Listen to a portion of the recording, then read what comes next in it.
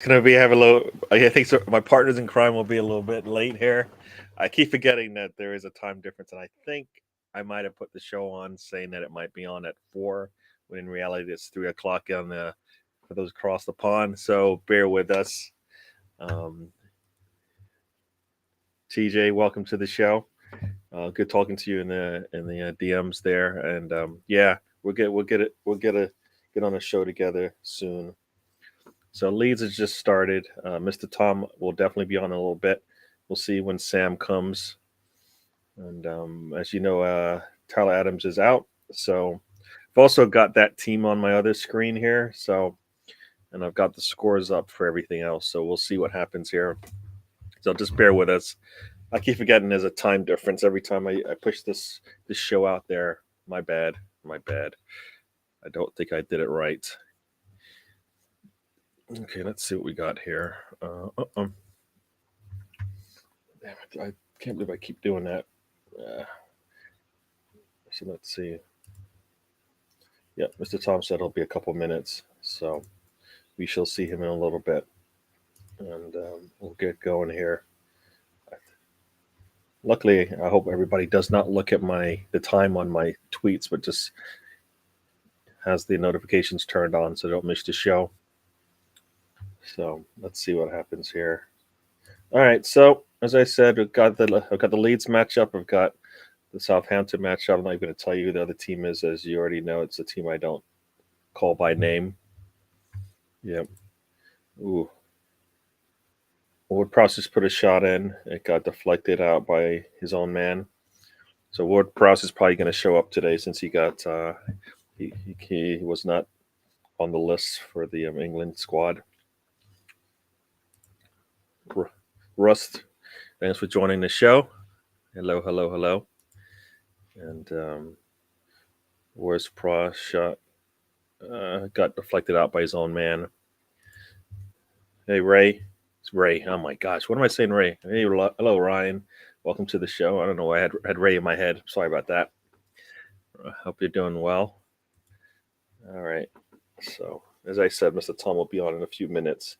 He also looks at my times and doesn't do the translation, knowing that I always say it's 11 a.m. USA time or Eastern Standard Time for those on the East Coast, which is only 4 hour difference. You guys need to switch your times up and just do it the same time we do it. So I don't have to get confused for like 2-3 weeks. It looks like Rich Charleston is limping to the sidelines here. He doesn't look too happy. So this could be really bad because that means they're going to be missing some goals. Yeah, he's looked like he's going to the locker room. It looks like he's crying. Yeah, I think he's done for the day. Yep, he's going to the locker room. So 4 minutes in, and Rich Charleston is out of this competition, and Kulu's coming in, which is weird, right? Because Kulu should be the one starting, but there we go. It's 4 minutes there. We're 4 minutes over here in the Leeds Wolves match. There's just a lot of back and forth. Nobody doing anything yet. All right. Let's see. Big Scunner's in the house. Welcome to the show. And what else we got here? Time is measured in Greenwich in England. Yeah, you're right. It should be, but you know what? As you know, we're America. Everybody should be taking our lead, right? Not us following others, right? You know how this thing works. I don't believe that, but that's what some people will say. Um, yeah, I'm tempted to say, should I just put down the USA time and you guys know, or do I really need to put both? I try to cater and then I get screwed over at this time of year. So I got an injury on the Southampton side. One of their defenders looks like he's hurt. Got a long ball here to Nato on the left hand side. He turns in, puts a cross in, but there's nobody there. Easily defended. And here we go. Leeds looks like they're going to attack Nato with another cross in. Easily defended by he hit it to the same Same defender on the Wolves side. Let's see. I'm not sure who that is. I think it's not. Is that Dawson? Yeah, I think it's Dawson with the second clearance. Got a cross in here. They score. It's number 11. That is Harrison with the goal. There you go, Mr. Tom will be happy. Nato put in his third cross of the day, and Jack Harrison puts it in the far corner. Goalkeeper has no chance. It's really nice cross in there. This is into the 7th minute of this match. So there you go. First goal of the Saturday. Got another goal coming up here. I guess got an alert in the Aston Villa match. Looks like Aston Villa is up 1-0, I believe. Let's see in a second here. Let's see what this says. Yep, Aston Villa is up 1-0 on Bournemouth. So I think that's going to be, yeah. What is this? Tom has a currently jumping for joy at that trade. Yeah. Yeah, that's true. He is a trader. He should just put on his red shirt and stop, right?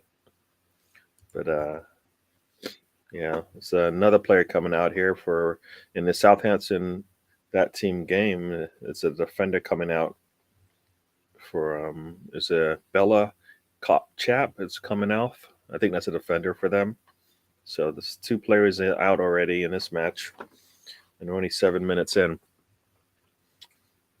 So here we go. So yes, this is the road trip where you never know where we're going to go, but we'll get there wherever it is. And we could be talking Arsenal. I think some people want to talk Arsenal. We can. Let's see. But just before we do that, let's welcome, as I said, my co-host here. Hello, Mr. Tom. How you doing? Hello, sir. Hello. How are you doing?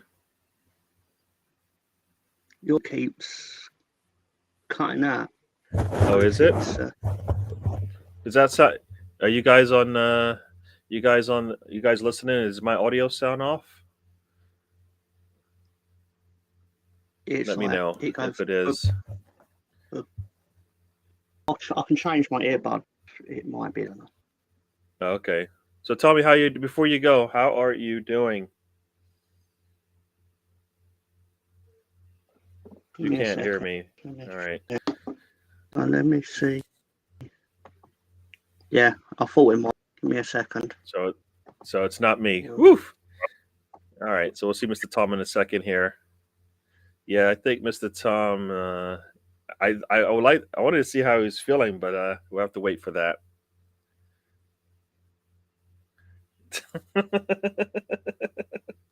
Yeah, a little premature, right? A little premature there for Mr. Tom. Yeah. All right, cool. Thanks for that. So yeah, Mr. Tom is usually because when I use Reststream, it's all about my bandwidth, and if I have too many streams going, it's slow. Forward process, put it in the second shot just wide of the mark there. Goalkeeper watches it go out. He's looking to score today. All right, cool. Thank you, TJ. So I'm good. Mr. Tom is the one who sounds bad. Surprise, surprise. Is he, Mr. Tom? Are you back? I don't know. He's like shaking his head. He's enjoying himself. I don't know. Oh, I didn't realize I muted myself. I was sitting there going, you see you shaking your head back and forth like you're listening to the music, and I'm like, that's weird. No, I'm just connect my device. All right. Yeah, Ryan, I'll send you the link in a second here. So, Mr. Arsenal 89 will join us today. Oh, it's fine now. It must have been those earbuds. All right, cool. So, Ryan, you'll have the link in a second here. So, cool. Ryan is coming on to the road trip for this momentous occasion. There you go. And Wolves are putting a lot of. They had at least 2 attempts on goal there, but wasn't able to get through. Nato's got it out on the left hand side. So there you go. Ball's into I think that's Aronson. He puts a long ball in. No, that's a long ball to Aronson. Sorry. I don't know who plays on the back line for you guys, but really nice pass. Aronson once again is into the box, but I never feel threatened by him in that box. Doesn't seem like he wants to Harrison. score. No, yeah, Aronson, yeah. He Oh, doesn't yeah, look yeah, yeah. threatening. He doesn't look threatening when he gets into the box. It's like he's thinking about it, and it's like, no, just go do it. Oh, it's a Yeah, lovely Ayling goal. just lost I've the just seen ball, the and goal. a shot was put in, and uh, Meslier was able to push it back to the middle. Another shot came in that was blocked, so lucky there. So, Yeah, but I've fought it for a few months, but I think Aronson is the player I've actually been most disappointed with out of the new crop. yep, Partly, and his fault. It is his fault. It's the fact that Russ spent all summer bigging him up to me because Ray knows him from he played for. I think he played for like the local feeder team to the Philadelphia Union, something like that. I don't know, okay. but Ray was like, "He's this, he's that." I was like, "Oh, that's great. That's lovely. That's what I'd expect for the 20 million we've paid for him." I haven't had any of that. No, I don't understand why, because it's. I mean, I don't know. I just always find it amazing that players will get into the box and the last thing they want to do is take a shot or look threatening at least. I mean, he Yep. does it. He is so non-threatening. It's like, what are you doing? Why do you want to go in the box if you don't want to look like you're going to score? It's Mm-hmm. easy to defend. He's always going to take an extra touch, let the defense get closer, and basically walk the ball out. And His that's one usually what good happens. moment His one good moment at Leeds was when he chased down the Chelsea goalkeeper and forced Mendy into a mistake that he scored from. But what people don't know is that Mendy ended up with the ball because he overhit a pass in the first place and then just chased him down. Like, now I'm not saying don't do, like, yeah, you were right to chase him down sort of thing because it worked out for you, but it came off of you doing something wrong in the first fucking place. Yeah. So Yeah. I don't know. But as long if it stays like this, I'll be happy, obviously.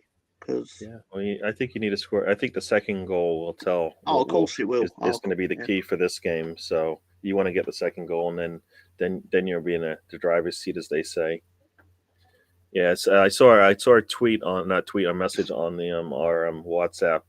Podence has got Ailing basically in his pocket, so that left side is really, if they keep going down the left, I think you guys are in trouble because he's getting whatever he wants. Yeah, Tyler Adams has been great. Um, Tyler Adams is, it's crazy because you always talk about, like, well, you got to be really, a big player to be as dominating on the in front of that back line, and he's not a big guy, but it's all mental, right? And he shows it. So yeah, I'll be surprised if you'll be able to keep him. I know you think you'll be able to keep it, Tyler Adams. Uh, if we stay up, yes. If we go down, highly unlikely. No, but even if you stay up, you think you'll be able to keep him? Yes, because he's got 4 year. He'll be 4 years into a 5 year contract. You mean hit 1 year into a 5 year contract? Yeah. But he's got 4 years left on a 5 year contract. So no Okay. matter what happens, we'll cash in either way. As long as Okay. we No, survive. no. Well, you made it sound like he wouldn't leave, and I'm like, I think the 4 year contract, 4 years left in the contract, isn't really a deterrent, right? Well, no, to be fair, I think it's more a case of he may wait to see bring in to make the team better because Hmm. this team should be doing better than it is, obviously. But Yep. the reality is that we need to be one of the teams that, when we get to sort of 5 games down the line, have broken away from this, 4 points away from the bottom type deal from 12th. Like, we Yep. need to be sat in 13th and not be 3 points off the bottom of the table, sort of thing. It's funny Obviously, you say easier that said than because we just done. talked about this yesterday, right? Crystal Palace is sitting Yes, 12th, and nobody thinks that's safe. it's not. The thing I will say is, like, I don't think they'll get relegated because I think their cushion affords them the luxury of when they do get a win, they will feel like, because they're obviously due one, and they'll feel a lot better. But because they're in the fortunate position that their previous, their 2022 form was significantly better. Well, of course it was significantly better. They've not won since 2022, but Yeah. you know they've just got to be careful. I mean, obviously, I want Palace dragged into this. Of course, I do. Yep. I want the more teams possible dragged into this. Like this 9-team relegation battle is unprecedented. Yeah. Well, you know what? It's unprecedented, but it's what you get when everybody has money, right?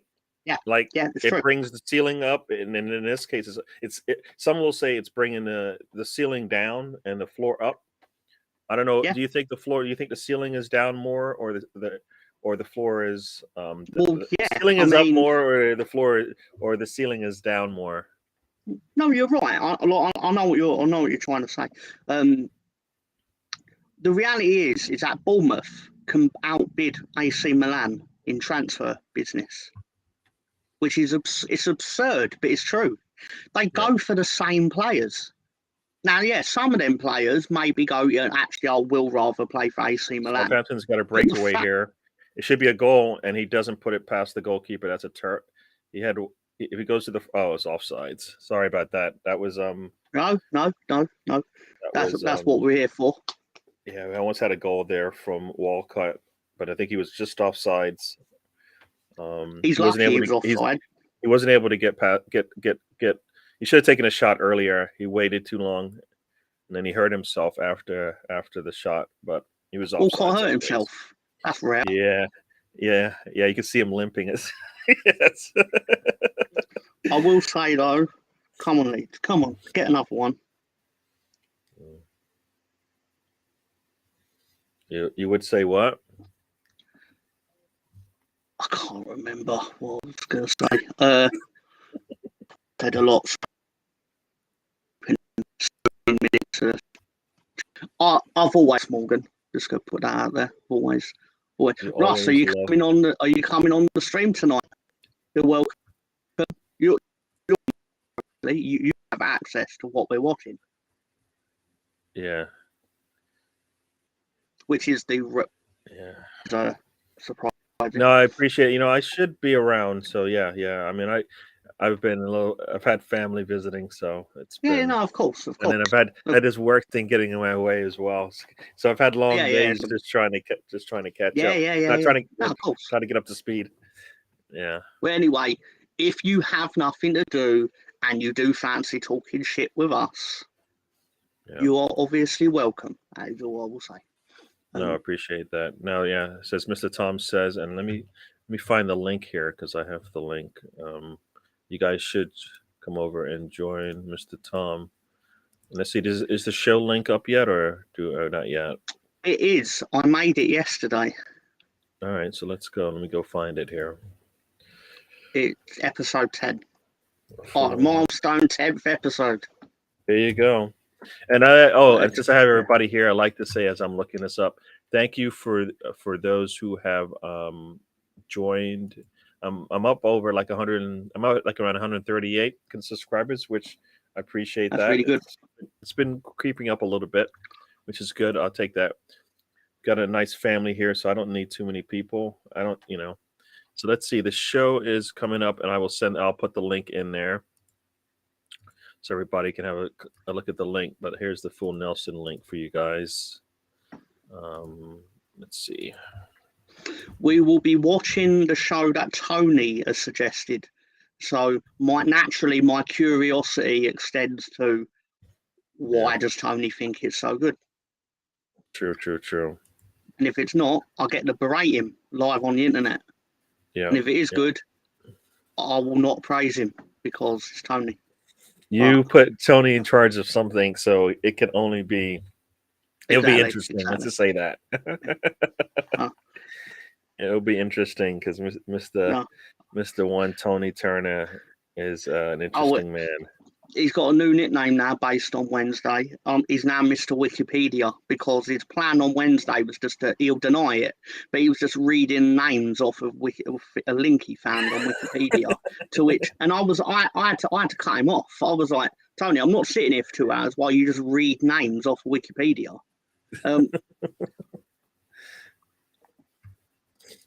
See, you don't have a friend here at WCW. Of course it's Tony. Of course it is. Hey, hello, Taib. Well, thanks for joining the show. We'll be chatting about my mortal enemy stuff and football. Every time I look at that team is like it's trying to score, but they're just wide of the mark every time. So this Wolves Leeds match will be entertaining. I see, both teams are trying to get in there. Let's just say that. Yeah, Taib saying hello to everybody. So I'm tempted to put on another stream, but I know last time I do that, my stream, they got a shot there, another shot there from Wolves, but it was like there's an offsides there, so shot doesn't count. Let me see if I can put up another. What else is going on? What other match do I want to look at? Aston Villa and Bournemouth, or Brentford and Leicester City. None of those games infuse my curiosity. Russ, I looked up what Tony wanted us to watch weeks ago, which will be tonight, and he undersold it. He was going, "Oh, this is on it." I was like, "You didn't mention the fucking War Games, the fact there's going to be 2 wrestling rings and a giant cage over both of them." It's like you neglected to mention that, Tony. Because of course you did. Hello, John. Welcome to the show. Director so John. We got Leeds up here. Wolves put a long ball in, but Otto's able to get to it. He takes it down the goal line and gets Ayling is able to. He looks like he was able to take it off of him, but the official says nope and gives him a yellow card. So that's not going to be good. Yeah. Otto did really good there. He kind of chipped the ball past Ayling, and Ayling he got drawn in there. Kane's got the ball here on the right hand side. Tries to shoot, it gets deflected out. So what you're telling me, Gary, is Wolves have basically identified Luke Ayling as the weakness. Yeah, he's going to be the weak link today, and he's on a yellow, so he's probably good. He'll be out of the game. He should be out of the game at halftime based on how this is going because they're going to keep picking on him. So you've got Podence and Neto standing over the ball just outside the box here. Cross comes in, goes to the 18, and Neto is not able to. That was Neto actually. So what you're telling me is, they're actively avoiding going to Junior Firpo's side of the pitch. They are not going to that. What side is he on? He's the left back. Yeah, then you know what? They're not going to that side because why would they? It makes no sense. I mean, Nieves is just taking it up the left side now, but they're going to go back to the middle here and probably, as I say, swing it all the way across to their left.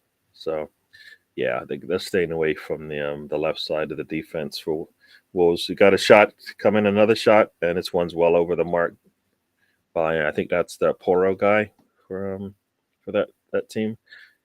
Looks like that team is going to score at some point because that was a cross from Son. Poro does a Partey and puts it well over the mark there. So, yeah.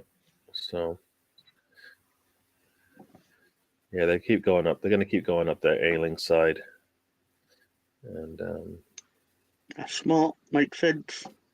So Wolves have had 63% of possession here, 5 attempts, but Leeds with their two attempts have the lead. So there you go.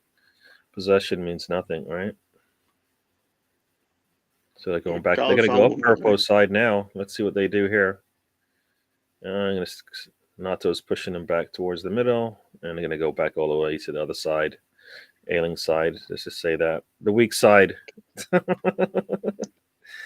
they're going to stay on this side. They're going to stay on the Ailing side as much as they can. No matter what they do, they keep going back there, and they get a cross in. Oh, that could have. Oh, this should be a goal. Oh no, Meslier with a really nice save there. That the cross went straight through, didn't touch anybody, but came out to an attacker there, and the shot was blocked. It was nice. It was a nice save from Meslier there.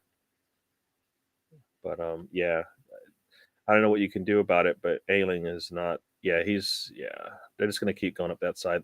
Ooh, they got lucky there. The rugby player almost got a toe on it. He could have scored. And got a cross in this team. Possession means nothing unless you're caught. Yeah, no, but they almost got caught out there. But I think he's talking about something else. I think he's more talking about the wire than sports. True. Bless him.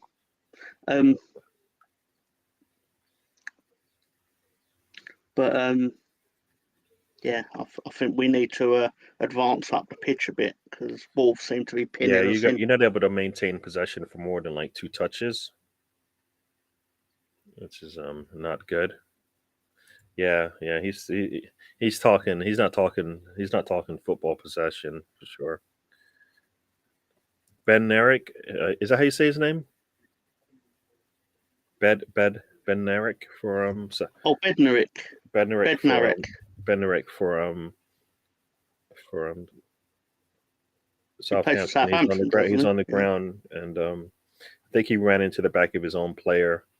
Maybe he headed his own player on a cross there, and he's down right now. So this game could go that team's way if he's out of the match there. I'm hoping it does go their way because I can't afford Southampton to be picking up a string of results. Yeah, I hear you. It annoys me more when I need Tottenham to win and they don't. Yeah, see, you never put trust in them. You know that. No, I don't. But then that annoys me because Richarlison is off already. Yeah, I told you that. Oh, you weren't. Maybe you weren't here. Yeah, he came off. I was not here in the first 2 or 3 minutes. Yeah. So you know what? That's all that goal scoring now has gone back into the locker room. Yeah. That 0 league goals. Leeds is not able to hold on to this ball now. They're on the counter here. This team in yellow, but they can't do much when they get close to the attacking third. So Nato has it now, coming back up. I love Nanto. So how do you say his name? I keep saying Nato, and I know I'm wrong. It's not the worst. How does he say it? Do you know how does he say it? I'm not actually sure. I believe it is Nanto. It's like the G is silent, basically. Okay. My understanding of it, anyway. Most people just call him Willie anyway, because I don't like Willie. Sounds a little too like, you know. Well, no, but it's technically his name. I know. And Leeds have it. Aronson's got it. He doesn't seem like he wants to attack because he's worrying about if there is a call, but the call never came. So Leeds do have the possession. That's the second pass. Let's see if they can make it to a third. Third pass goes back to the back line. Meslier has it now. All right. So they've had this ball for a little bit. This is at least their 5th touch. And a long ball. Nope. Intercepted. And here we go. Wolves have it. And they're like, it's too easy. It's too easy. Now they're back on the left side. They're coming across. Cross comes in. I don't know why he didn't just take the shot. But yeah, this is anytime they get the ball, that side of the pitch is just wide open. Here they go. They got another counter, another interception there. And now they're going to go back on the offensive. Yeah, you guys are going to have to do something about this. Got no holding midfielder. It looks no holding of the ball. Let's just say that. Can't hold onto this ball long enough to put in. That's ironic because we apparently have 2 holding midfielders that are not holding the ball. Rocker I and don't. Western. Yeah. All right. So then they're coming up. I They're still coming can't up believe here. we've They're got coming up Western your They're coming McKenna. up Furpo's side now. Cross comes in, but Ailing's able to head it away. So there you go. He's got something there, but they're going to go right back to that side. Let's see. This is going to be a nervous Cross hour. comes in. It's really, is that Harrison? Yeah, Harrison put a nice block in there. Got Nieves with a long shot, just left of the mark. Meslier was there, but it was a really nice shot, but it goes wide. You're in a 32nd minute here. Yeah. Oof. Wolves are getting what they want. They're just not able to get anywhere close to this goal just yet. Leeds needs to get that second goal quickly because they're not going to be able to hold on here. The way this game is going, if they don't get it quickly, they're in trouble because it's just going to build and build and build. Games ebb and flow. We'll have our period. Harry Kane is too slow on the trigger and it gets deflected here. Yeah, let's see. All right, on the right hand side here, who's number 7? Is that Aronson? Yeah, and the ball's into the middle here. Oh, and he loses the ball. Oh my gosh, that was terrible. Who was that in the middle there? Was that? Oh, Man City playing the FA Cup today, so you can extend your lead to 8 points tomorrow. Yeah, we can. Okay. Nato on the left hand side puts the ball through, and it's a little too strong. But I do have an alert in the Brentford match. I'm not sure. Let's see what's going on there. Brentford is up 1-0 on Leicester. Got a goal from. I don't know who scored that. I haven't put it up yet on my little alert thing here. So we'll find out in a second. So yeah. Benarek is down again, so I think he's done. I have a feeling that's it. I wonder. It's hard to tell. I assume he's down, so he's out of here. This is the third player out of this match now. Got 3 substitutions already, and only 32 minutes in. Guess who's coming on?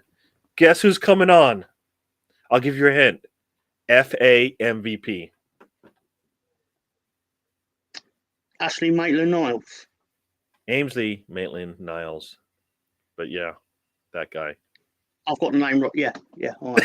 You said Ashley. Yeah. No, I did. I knew it was AMN. I knew that. Yeah. So did Tony back himself to score? So it looks like Tony scored already today. So he didn't. It was Matthias Jensen. All right, so there you go. See, I couldn't see the score. So Russ, if he did back him, if he backed himself to score first, he's lost his money. There you go. But something tells me that doesn't bother him that much due to the fact that he's still done it about 500 times. True. So the scores right now are from yesterday. Forest was not able to take that 1-0 lead and hold on. Newcastle came back to win it 1-2-1. Thank God for that. And Aston Villa is up 1-0 on Bournemouth. Brentford is up 1-0 on Leicester City. It's 0-0 at Southampton against that team. And Leeds have a win on the road at Wolves. And so there you go, people. So Southampton's got the ball deep. Let's see what they do with it. And Wolves have the ball deep, coming with a throw in coming in here. All right. The header goes inside and it gets cleared out by Nanto. So Nanto defending. I like to see it. Yeah. It's so a question for you, because I always wonder, midfielders and wings, are they like interchangeable sometimes? Meslier with not a good clearance there, but it gets eventually pushed back. It depends on how. It's a speed thing generally, because your wingers are going to be your faster players. They're going to tend to be your quickest players by nature of darting. Yeah, the reason why I asked the question is because Nanto is considered a midfielder. because you guys have 5 midfielders based on Premier League, the way they have set it. They set up the lineup. But I always feel like yeah. No, you're right. I'm still Yeah, learning the 'cause positions and stuff. See, I haven't looked, but how are you betting in the dark picks doing? at the moment it's just Tottenham are playing, and they're currently at 0-0. So I just need the Tottenham player to get booked and Harry Kane to score, and it would win. Yeah. I don't know if I bet that way because I don't like that team. Because I just But can't bet for them to fortunately, win. yeah, the player I need to get booked is playing, Right. so that's helpful. And that was McKennie just took a shot. He got deflected out. Could have gone anywhere, but it's Corner. out for a corner. So surely if you had a well, you know what? He didn't have a good friend because he bet hundreds of times. And here's the fourth player is out now. Perisic is in for Davies. So this is the fourth substitution already in this match. I mean, it's only going to be what 4 more substitutions in this match, and that means somebody's coming out at halftime, or maybe not. It Based must on be the a fact that physical game there then for it four doesn't four feel like it's a subs. physical game because I no, mean, we got a long shot there from Son, but it's wide right of the mark. Son, that's Aronson got a foot and got it right on Dawson. I think. Let's see. He slips. He gets up. He sticks a foot. Oh no, I don't know what. Oh, I don't know what happened there, but Aronson is hurt, but he has the ball. He slips. He gets up, and then he tries to yeah, clear the ball Dawson's before been the defender booked. gets to it. But Dawson, he hits his leg. I think if I don't see what they give it on, but Harrison is hurt. It looks like so, but I think that's all on him from losing the ball and then trying to recover. So Harrison is down. Got 4 shots for Southampton, 6 for that team. None on target for either team. So these guys don't know. Can't put the ball on the mark here.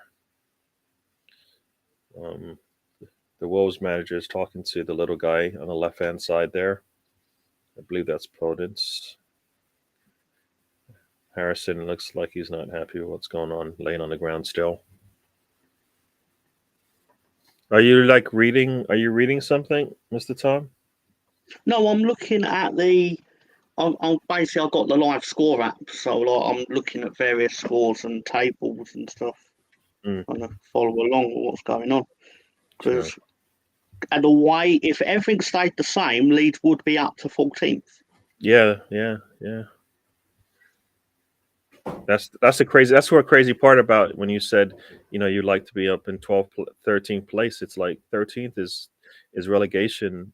It's a relegation threat here. Southampton is attacking. They're inside the box. Cross comes in and cleared away by is that Perisic?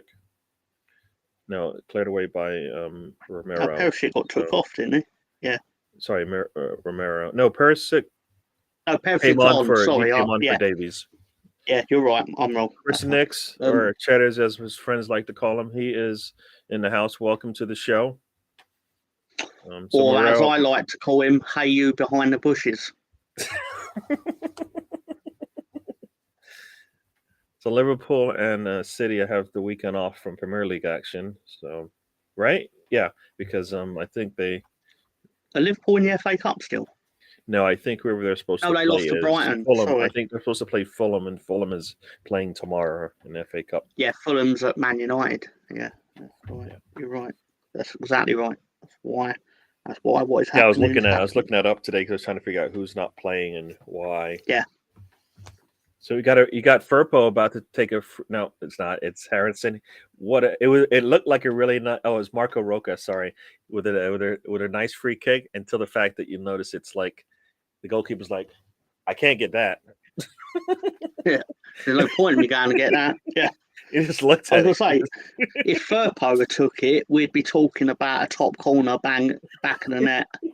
I'd be running round. As much as we make fun of him because I don't know, maybe I make fun of him because of his name. No, he's been one of our best players since the World Cup. I Junior understand that, but Firpo. but Junior his Firpo's name been is usually genuinely good. similar. It's usually he uses his name with crap play, and that's not necessarily what you're seeing. So it's No, it doesn't work no. anymore. I saw there was a good player in him because, like, this sounds really silly. It sounds easy for me to say now, but I genuinely thought, well, you don't get to play in a team with Lionel Messi if you're actually trash, True. which he did. He's played alongside, he knows Lionel Messi. So I thought there's got to be something to him. Plus, Bielsa was like, yeah, I can make a player out of him, sort of thing. Yeah. I think he's just been unlucky with injuries and he's been caught in some bad situations. Mm-hmm. Yeah. So the man on the Like grassy Ailing, knoll is Cheddars. So watch out, people. exactly like Ailing today, they're targeting him and they've got him on an early booking. Whereas Firpo kept picking up these early bookings in games, which meant he was the one routinely being targeted. Yeah. So you got about 4 minutes left in the half here, and they got a free kick coming from just outside the box for Leeds. Where's Ryan? Isn't Ryan coming in? He said he was, and I sent him the link, so I'm not sure what's going on there. So I can only do so much. I can lead the horse to water, but I can't make him drink. Exactly. You can't make him click. You can't make a horse click the link. I didn't call him a horse. You called him a horse. Him a horse either. No, I did not. I said you can saying. lead a horse to water, but you can't make him drink. And you said make him click, and I'm like, that sounds a little personal. It rhymed, man. It rhymed. Click the link and drink. It's wordplay, man. Ryan's a good guy, man. He knows my humor. Yeah. There's few people that deal. Got a free kick coming. It looks like you've got number 9. Is that Bamford standing over this ball? Is Bamford over a ball like around 20? Is it 20 feet, 20 yards from just outside the box? Is that a good sign? Kim Bamford. Oh, it's hard to say. And Aronson's next to him, so I don't think it's any better. So Bamford, if he can get a deflection, if he can deflect it like he did last time, let's see. Here comes the kick, and it's the same thing. It's into the seats. Bamford has a small window of time where he thinks he's Lionel Messi, and then he becomes Lionel Messi with things like hat tricks at Villa Park and things like this. But then 98% of the time, he's Paddy Bamford, and it's not Lionel Messi. I hear that. So you've got throw in deep in the attacking third for that team. You got a throw in on the defensive side for Wolves. It goes a long ball up, and Leeds gets a head on it, but it goes out of bounds. So you got a Wolves throw in from midfield. Have you heard from Sam Greenwood? I have not. Usually I hear from him if he's going to show or not. So either we see him or he tells me he can't make it. So I don't know. Maybe he'll come on. Maybe he'll come on at 12 because I think, or 12 my time. So because I think he does stuff during the day. So yeah. So I think what is that? That would be 4 o'clock. So maybe because it's just 3:45 right now, right? Well, you did right on the thing, 4 o'clock. Oh, I did it right. I did it wrong. No, you did it wrong. I thought it was going to be 4 o'clock, and then I'm sitting there about 2:30, thinking, I've got a couple of hours, and then the thing came up where it was like the show starts in half hour. I was like, God damn it, Gary. I'm sorry with this time difference thing. Because you know what, I spend so much time prepping. Yeah. And I prep with the 5-hour difference, and then I have to switch it up for like 3 weeks. This throws me off. And then what'll happen next is I'll do it again, and then you guys will be like, "Oh, now you set it an hour, an hour off again." Yeah. No, it's just crap. Got an alert here. We're not gonna like it. Let's see. They're into extra time here. Southampton. It's 7 minutes, I think. That's the 7 minutes of extra time. That team has the ball on the attacking side for them. Is the alert in the Leeds game? No. Oh no, Tottenham have scored. That's why I said I'm not going to like it. Oh, sorry. No, I thought you Oh meant I boy, he's wouldn't wide like it. open all by himself. Wow. Oh, Pedro. Sorry, Director John. My better's lost. Thought it was going to be Harry Kane that scored. Yeah. That was a Apologies to really nice anyone shot that from are him, but fans of. he was all by himself on that side of the pitch. Really terrible. Now, I'm not one to cast blame on people, but basically, this is 100% TJ Warren TV's fault because the second he went, this Spurs game is dead with 5 Ds at the end. Spurs went, oh TJ, are we dead? Is this game dead? Boom, 1-0. Yeah, as soon as you said that, yeah, Porro with a really nice goal. I mean, the goalkeeper had no chance because that was a rocket coming off his foot. Really, really good shot for him. So that bet's gone. So no money won there. That's all right. That was just my appetizer for the big money bet of Crystal Palace beating Spurs. Shocking, Arsenal. shocking defending by the Saints. That whole side was wide open. I mean, he had all the time in the world. I mean, I don't know. There needs to be a little bit of balance on the defense there from Southampton. Wait, the team that are bottom of the Premier League didn't defend well. I'm stunned. Yeah, I guess Imagine my that's shock. I imagine, but you're happy with that, right? So I'm very happy with that. I'm just saying, imagine problem my is, shock that they didn't defend well. problem is they're not the team that you have to be concerned with. I don't think they're coming off No, that I'm concerned with 20th Leeds spot. today. I just mean realistically, Tottenham winning doesn't affect my team in a negative way and doesn't really affect you in a negative way. I know they're your rival, so you don't want them to win. Understand that. If I told But you that that team in red from Manchester is doing anything positive, what would you say? well, I'd say Okay, that I'd just rather they wasn't. But again, if I was in a situation where my team needs to stay up and I need them to win, I would be angry at them for throwing the game if they didn't. I'd be like, no, do your job as a professional football team. Like, because of the countless times that Leeds have won against Arsenal, which indirectly helped Manchester United, but because we're a team with integrity, we still won to the best of our abilities on that day. I didn't like that we beat you twice to win Manchester United the title. Didn't like it at all. But we have an obligation to the sport to play the best you can on the day. That's all I'm going to say. And you know I'm right. I think I got an alert, but I think it's because it's the half. But I hope that's what it is. I'm not going to look it up the alert. Nah, it's halftime. 1-0. I'd say Gary has had too many beers during. I had 2 beers during happy hour. I don't. You know what? I found that I mumble as it is when I'm sober. So me chatting it up and drinking it up on a show is going to be worse. I barely speak. Tenuous. I barely talk proper English as it is. So We're involved in a literal war with Manchester United.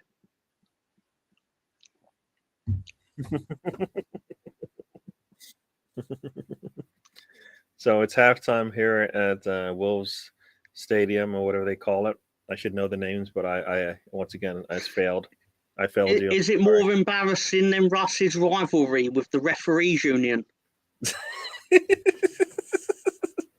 Oh, see, you didn't have to bring it up. So now you know what? Now we're gonna get referee talk for this whole entire halftime.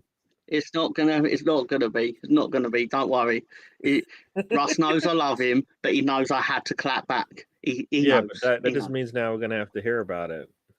No, we don't, because you're not playing, so there's nothing for him to actually say. Ah, all right. I mean, what decisions are you going to point to that hasn't been brought up before? Very true. But no, in all seriousness, right? Oh, Weston McKennie. Oh, Jesus Christ. Furpo's in the book. McKennie's in the book. Jesus. Is it like a fucking referee party with the Leeds book today? Bloody hell. I'm sure we deserve them because I know what we're like. So we're dirty Leeds, of you know course. what? You have to lead, so you're the more aggressive team in that regard. So that's maybe what's going on there. So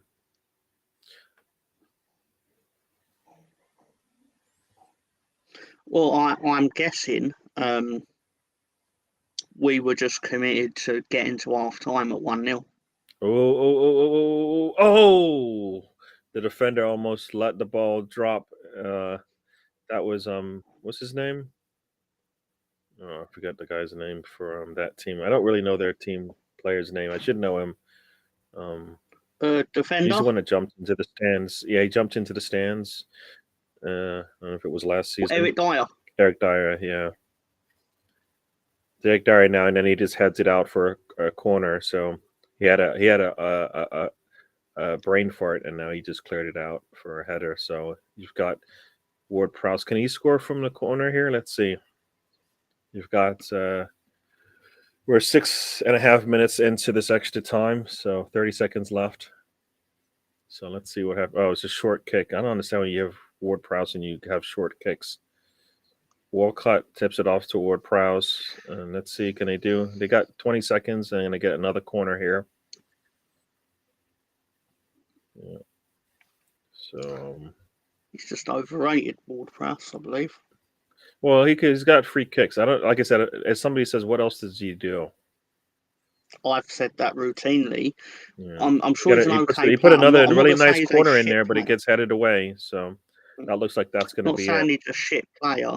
I just feel like if he really was, teams basically have decided, is his free kick record worth taking a punt on him? And all the big six have basically gone, nah. Because all people are going to do is just chop him down, you know? That's all they're going to do. But they all would have took David Beckham. So. Yeah, but Beckham is more than just a free kick merchant, right? He can do a lot more than that. I think he can do just a little bit more than that. No, that's my point. Is that he wasn't just the free kicks.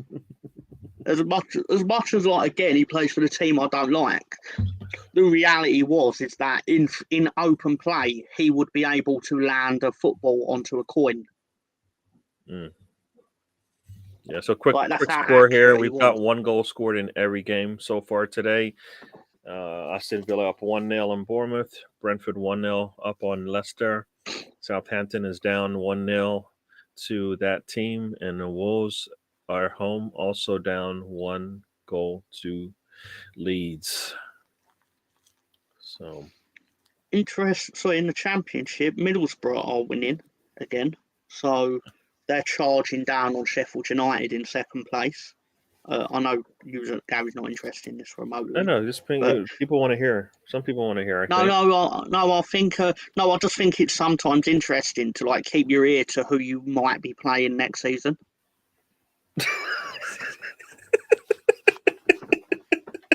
I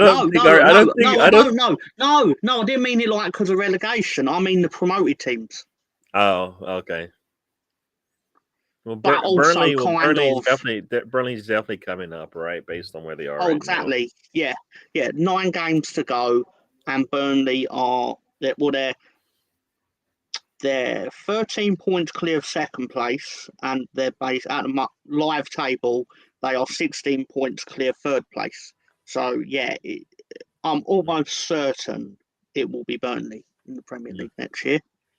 The interesting thing will be what can they do once they stop getting help from Man City, and because of the loan obviously the loan relationship with Man City and Vincent Kompany and all that. But I don't know.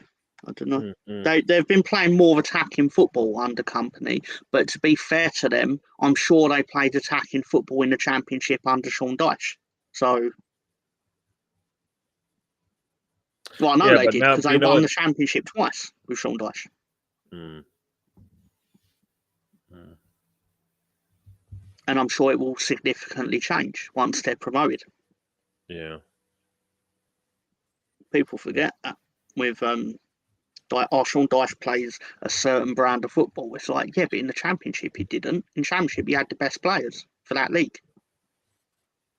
Well, you know what? Marcelo Bielsa. But the fact that they've gone down and they could go right back up again.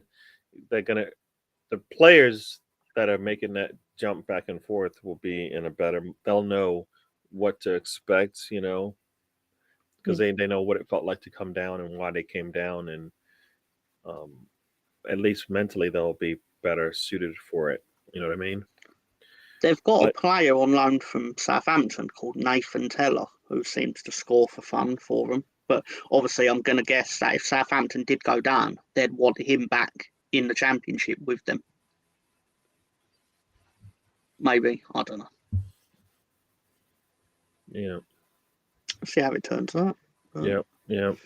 So I don't know. Since we are here in halftime and we haven't talked much about Arsenal, we should talk about Arsenal, right? Yeah, why not?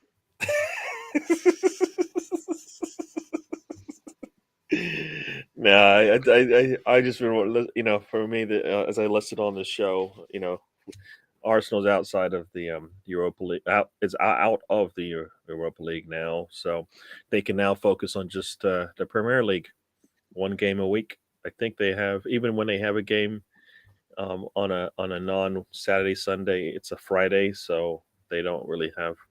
They have time in between games on their worst. Oh, they'll change that schedule. round near the end. That'll It's be. it's City, I think, on a Friday. I thought. So I'm not sure if it will change.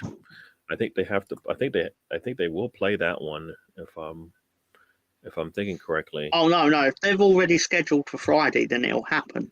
I Yeah. just mean that they generally near the end of the season, because a lot of the TV dates for the end games have not been announced, because obviously Oh. they don't know who's going to be in what situation. Like I'm Oh. more specifically talking down the bottom end. So Yeah, you know they what? leave Okay, that. so yeah, so it's the City match, right? That's on a Wednesday, so that's not going to change. But they have a Friday game against Southampton right before that, so that's the midweek game of City. But that's sandwiched between Southampton and Chelsea. So yeah, I think we know what is on Russ Morgan's word of the day toilet paper. The word embarrassing. they have to be shown by most Arsenal fans to going out of the Europa League is embarrassing. Yeah. No, I mean, I look at it. Some people say it's okay, but it's for me, if it's a stepping stone to what happens when you go into the Champions League, then it's not a good sign, because we haven't shown, like, which of these cup matches have we played where you went, you know what, we got beat. We didn't, we got beat playing our best, or we got beat with our best squad, or pick any of those, as long as but I feel like we've taken our foot off the gas in a sense of how we've lined up, the way the players have played. It's almost like it's okay if we don't compete. It's okay if we don't win this. And I think you need to play every game to win, and look like that every time you step on a pitch. And mentally, they're not up for these matches, because you watch them in the Premier League and you're like, they go down 1-2 goals. Does it matter? No. But in these cup matches, a lot of times, no, they're not able to respond when they need to. And I don't think it's a good mindset to have, because when you go into the Champions League, it's going to be worse. You're playing, instead of playing the fourth best team, sometimes you're playing the number one team in that domestic league, right? Yeah, but if you win the Premier League, you enter the seeding. You'll be seeded number one, so you won't be playing Bayern and whoever wins La Liga. Yeah, Like but it you will could be be playing. seeded, But you say, could be playing easy. Sporting again. Yeah. But yeah, you that's could be true. playing a I'm Sporting not going again. to say that's. And Yeah, that is true. 100% true. so if you're playing a Sporting and they already know they can beat you in a two-legged affair. Well, but I think the thing is, you have better. You're still better team. And what I mean is, you have greater scope to make your team better than Sporting by September than Sporting have to become better than Arsenal by September. Yeah, Because they find players that you feed on. Yeah. No, no, England, I mean. I hear you. But I just the way that the January window went, I kind of look at them maybe bringing in these projects again, right? Bringing in these players that aren't going to be immediate fixes to the problems that we have, being like similar to like a Hmm. Fabio Vieira, where it's like, well, he'll be better next year, and we don't need people better next year. Yeah, but you We kind have of. players that are still building up to the next year. Like if they're gonna keep in Kedia, he still seems to be a next year player to me, right? If Mm. Balogun were to come in, he might be still a next year player, all right? So he might just go out anyways. Um, uh, Hopefully Fabio Vieira is that his second year with the squad will be better. Um, you know, is who Yeah, no, I sits get that. is Jorginho and Partey. I think we're solid there, but who plays behind Xhaka or in front of Xhaka? We don't know, right? We don't know who plays behind Erdogan, right? Who plays behind Saliba, right? If Turney disappears, we're gonna need another left back, right? One that matches more to a Zinchenko, right? So Yeah. we have some questions to answer, and whether or not we bring in somebody who can help fix the problem this season or is still another project is yet to be seen. Like some people said, Charlie Patino, do we bring him in, right? Do we bring him in and let him play in the midfield? Do we let him get some more time playing on loan where he gets a lot of games every day? That's I think going to be Arsenal's problem is like they have players that a year from now could be part of a good rotation, but they might bring somebody in that that means they might either have to sell players they would rather keep because they put so much money into them or put time into them. Mm. So, like I said, I feel like you should be playing the way you plan to play when you get to where you're supposed to be. Right? If you get Champions League, then you should be preparing for that, and we're not really preparing for that right now because our cup performances are terrible. Like when you play in your cup performances and you're not going to put your starters in, you still should have a plan that you feel like this team is going to be confidently able to compete in, and we never do that. For Hmm. me, Yeah, so we yeah, got the no, you're players are right. back out here at Molyneux.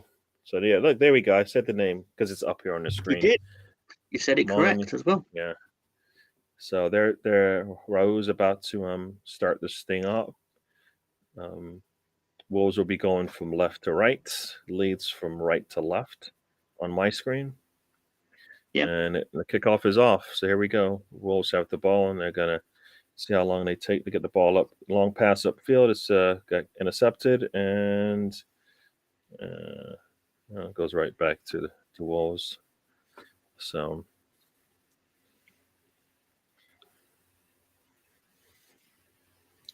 do you think Nanto is? I've heard that they want Nonto for Juventus now want Nonto as part of the Weston McKennie transfer. Is that how that is that actually part of the plan? Is that No, okay? no. Apparently, it's just at the end of the season, we can trigger the transfer for like 32 million, something like that. But I think they will try to basically say that we can have Weston McKennie if we give them Nonto. That makes no sense for you. It does make no sense for us. I I don't. That's my. I've heard that they want to include him in the swap. I don't actually know what they've. I weren't in the room. I don't know what's been said or anything like yeah that. But allegedly, they want. Of course, all the Italian teams are going to want Nonto. He's from there. yeah. So yeah, so if I turn my phone on its side, it would Wolves be going. You know what? The technologies. Oh, damn it! Is an offsides there? Wolves got lucky there. That ball went into the goal, but there was a lot of players in that box, and one of them was offside. So Wolves What do Wolves not scored? get scored at. Wolves almost scored there, but yeah, the guy who scored, he's well out. He's offside. You can see it. I mean, it could have even been called like a handball as well, maybe. But he's offsides and he scores. So there you go. So it's as in my ears, they're saying it's a correct call. So you know that means it's right. But you know what, John? The technology today, if you turn your phone upside down, it still corrects itself for some reason. Technology is amazing. They'd be See, this going is from what you up. did. This is what you did. This is what you did. This is what you did. See, this is what you did. I did do that. Also, we got the Michael Oliver of Spain ref in the Sporting Lisbon game. So there you go. See what you did there, Mr. Tom? I told you. It's true. You opened the gates, and now Russ is gonna run through. Mm-mm. No, the reason why I was wondering about Nanto is because the things he's doing for you guys, and he doesn't have better players ahead of him or in the middle, definitely next to him. Right when he turns inside, it's never going to Banford because he's never there. And the score was from Harrison, right? And Banford, I don't even know where he was on that particular. He did get the assist. He's Nanto did credit with the assist. No, I don't know why it wouldn't have been an assist though, because he put the cross. No. I'm just saying that. Yeah, Nanto assist for Harrison. Yeah. Okay. So you got a corner coming up here for Leeds. So, and the Southampton match is just starting here in my other screen. Marco Roca is going to be taking it. I don't know if that's a good thing or not. And I don't like it. We're going to be happy. We're going to be. I'm going to be happy. You're not going to be happy. Southampton have scored. Mm. Oh, but you're going to be even happy now. You're going to be even happier now. Have we scored again? Yes. And the man that we love to hate because he's been having a bad day on that left-hand side, he's put the ball in with his head. Who is that? Is it Luke Ayling? Yes. But now there's like go! It looks like there might be some VAR situation going on here. So we'll see what happens here. The Wolves players aren't too happy about something because they've been chatting with the ref. I know you're not gonna be happy about Southampton scoring, but like I said, I don't think as long as we fucking win, I don't care. But it's always great when that team is struggling. Let's just say that. So the cross comes in, and they left Ayling all by himself, and he heads it in. I mean, I don't know what they're asking for, but there's nothing really. There's nothing. I mean, he heads it back across the goal, which is good, but the goalkeeper's coming from that direction, so he does get a hand on it, but it's low, and his fingertips can't keep it from going in. So there you go. Very nice. Oh, we got a friend. Got a friend here. We are not alone. Hello, Sam has joined us. Hello. So Sam, I don't know. This is the time you usually come on, right? Yeah, about 4:00. Okay. Yeah, the star of the show has to come on last. You know that. We've been waiting for you for like the last hour now, and it's been really hard with Mr. Tom because I can't do enough to keep the show going. Just me and him. Oh, with Tom, I'm not pulling teeth with Tom. She's got to struggle with that bastard. But here I am to save the day. So you come in and there's 2 goals scored in a matter of like minutes of you thinking about joining. I think once you click the button to say you're joining, 2 goals were scored. Southampton has scored to go 1-1 with that team, and Leeds is up 2-0 now on the Wolves. Harrison and Ayling have scored, I see. Yep. Yeah, the championship boys trying their best to not go back there. Yeah. Yes. Good effort so far. Brentford won up against Leicester. They were 1-up. Guess what? I just got an alert. Brentford was 1-up. I just got an alert stating that they are not 1-up now. It's 1-1 in the Brentford Leicester City match. Scoring in the second half, I don't have that score yet. It hasn't popped up on my app, but I do have the score update. So Southampton and the Scum 1-1, which is always good. Always good to see the Scum struggle. Yep. Ray has joined us. Welcome to the show. He picked Leeds as an upset pick. So there you go. I imagine Leeds were popular as an upset pick when we were I don't like 19th. putting Leeds in there because every time I say I want Mr. Tom to be happy, guess what? It never happens. I'm not happy. So I haven't bet on Leeds since. So tricky to predict Leeds. Really tricky to predict. Oh, look at this. Look at this. We're just doubling up on the guests here. Welcome to the show, Ryan. Oh, who's this guy? I've seen him before. We've been waiting for like an hour. He said an hour ago, I'll come and join you. I sent him the invite. An hour later, he's like, oh, wait a second. Sam is on the show. I'll join now. He decided, he sat there, he was like, he's like, no, I'm not coming. If Leeds are not 2-0 up, I'm not coming on the show.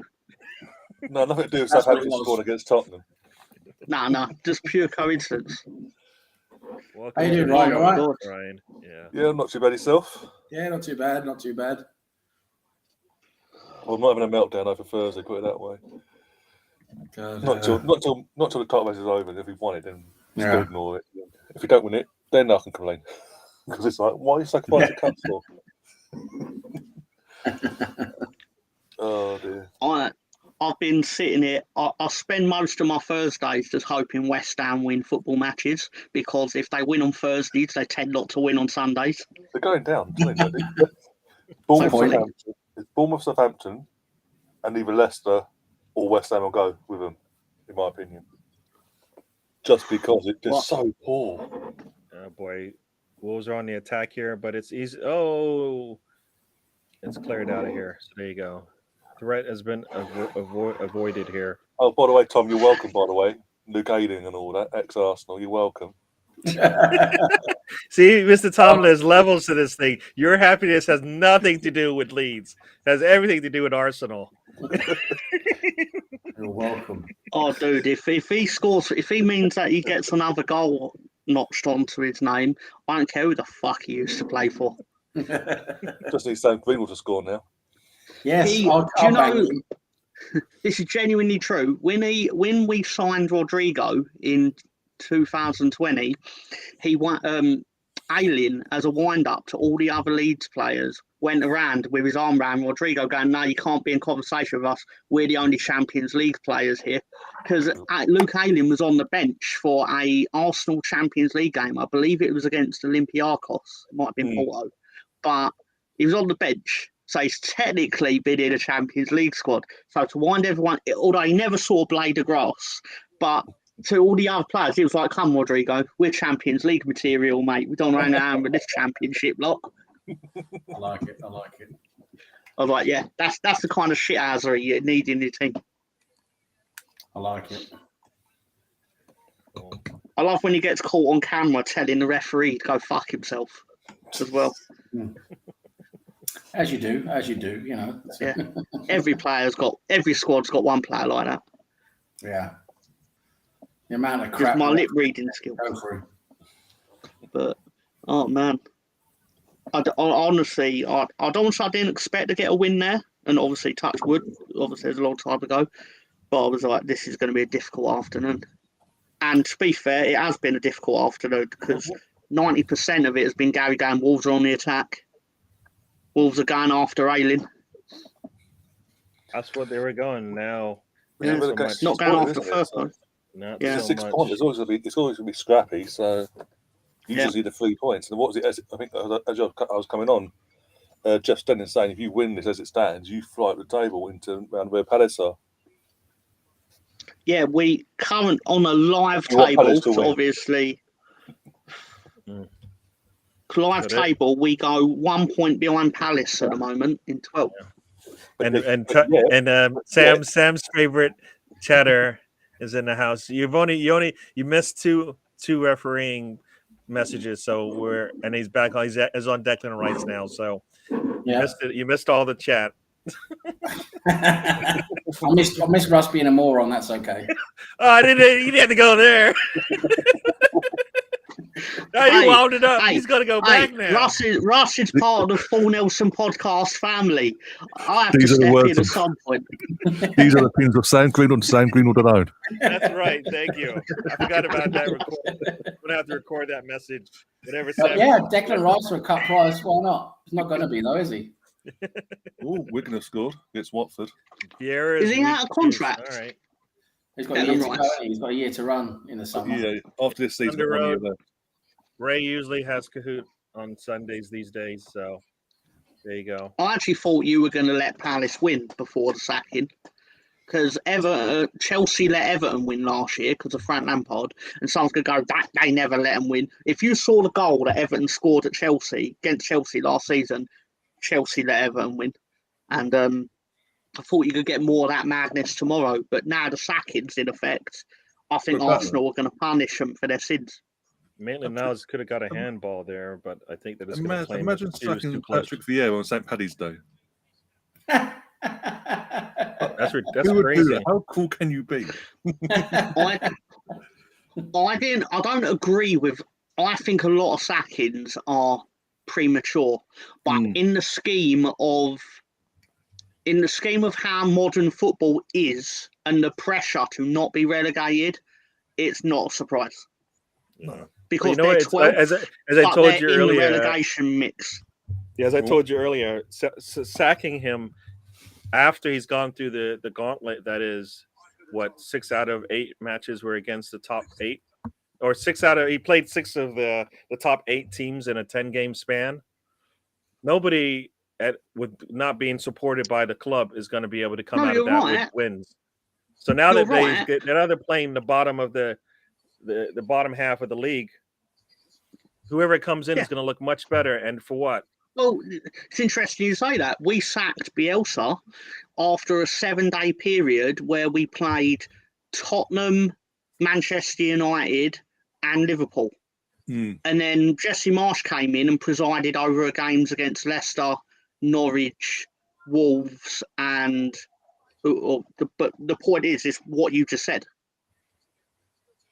Like, Bielsa could have got results against Leicester, Norwich, and Wolves in theory. Tom, I was going to ask you something about Leeds. Please do.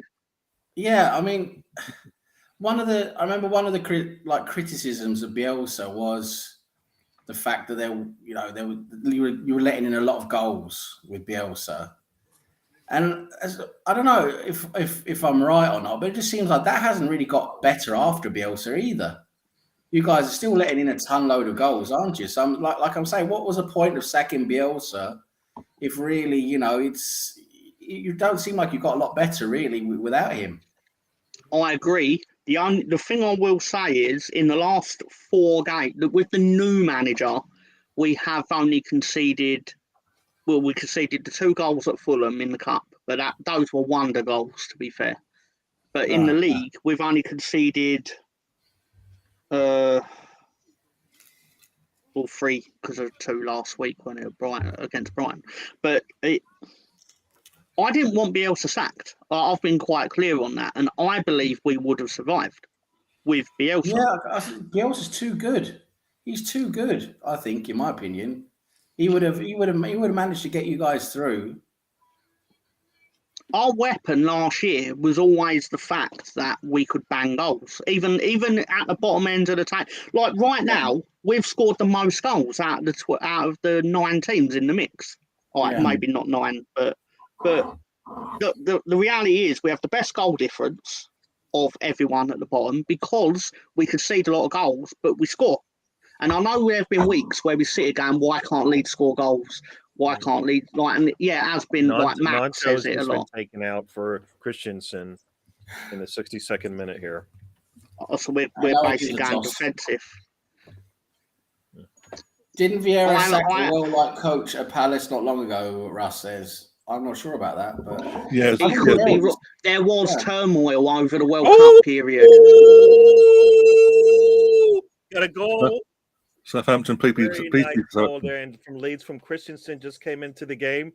He took the ball off the defender inside the box and put it in the far corner. Goalkeeper, no chance. Very nice goal if you see the Well replay. done, Leeds. Very nice goal if you see the replay. Just came into the match.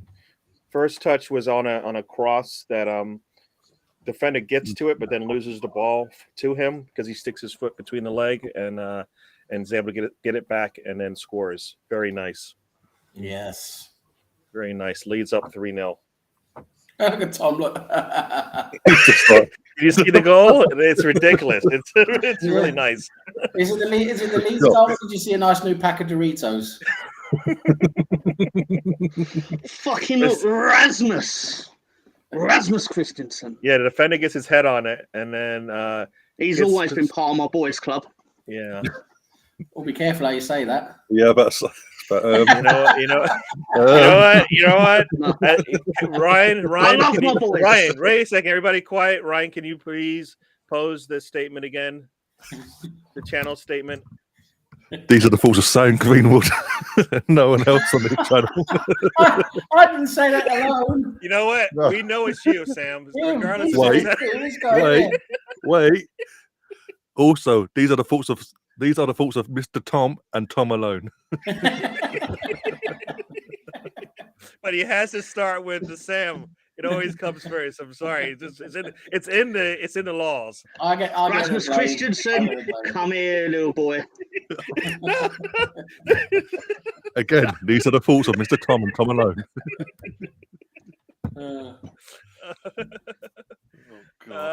Ian Pincushion shows the best moment to click on the channel. Welcome to the show. Oh my. Leeds are up 3-0. So it's a good day for the Leeds fan. Mr. Mark is not going to be happy. But I would like to just correct a previous statement I made 2 minutes ago where I said we may have the best goal difference out of the bottom teams, and we now officially have the best goal difference out of the bottom teams. We were tied with Leicester, but now gone one better. But the important thing is I'd rather have the points than the best goal difference. But also, it could come like you're lucky last season in one sense because didn't you have the worst goal difference last season on the last day? Oh no! They gave the goal back. Wow! I'd like to correct a statement that I previously corrected. You got it. Hey, guess what? This goal looks eerily similar to the one Arsenal gave up. Goalkeeper's off his line by a lot. Ball is lost deep in the defensive half, and the ball goes over his head for a goal. Not as close as Ramsdale, but he comes out of his box, heads it away. They're not able. Oh, and he just volleys it. Yeah. You know what? I thought the best goal difference. Did you say the best goal difference? I thought we would have a nice little comfortable afternoon at 3-0 where it was like, let's see this out. It did. If you watch this goal, it's eerily similar, except for the fact that he came out. He had to head his ball out from outside the 18, could not get back in time, and it was volleyed by the Wolves player, and it went in with lots of space to spare because goalkeeper's nowhere to be found. So 3-1 over here. Out of position. Leeds goalkeeper out of position. Well, you know what? If he doesn't, he had to come out. He had to come out to head it. It was a good header. If his, I want to say if Aronson was able to control the ball, it would have probably not been a nice. Aronson again. Yeah. God damn it, Ray. It was definitely a midfielder who wasn't able to control the ball, and it went right to a Wolves player. So, yeah. So. It's a dark day. It's a dark day for goalkeepers heading the ball up. That's a bit random, isn't it, Pincushion? Beans and toast. I haven't had. Is beans and toast in England better than beans and toast anywhere else in the world? Oh, here we have our Heinz baked beans. Lovely Heinz baked beans on toast. Nice toast with some butter. You know what made me feel a lot better? If it was 1-4 at Wolves. Just saying. That would make me feel a lot better. Salma Hayek in 1995. That would make me feel. We're back to that again, people. For those who didn't know. And that's back in not to be mixed with Russ Morgan's Salam Hayek. We're staying away from him. Salam Hayek. You just don't know what that's all works about. at the sausage factory in Great Yarmouth. Not that there's anything wrong with that. We let everybody can join and talk with us.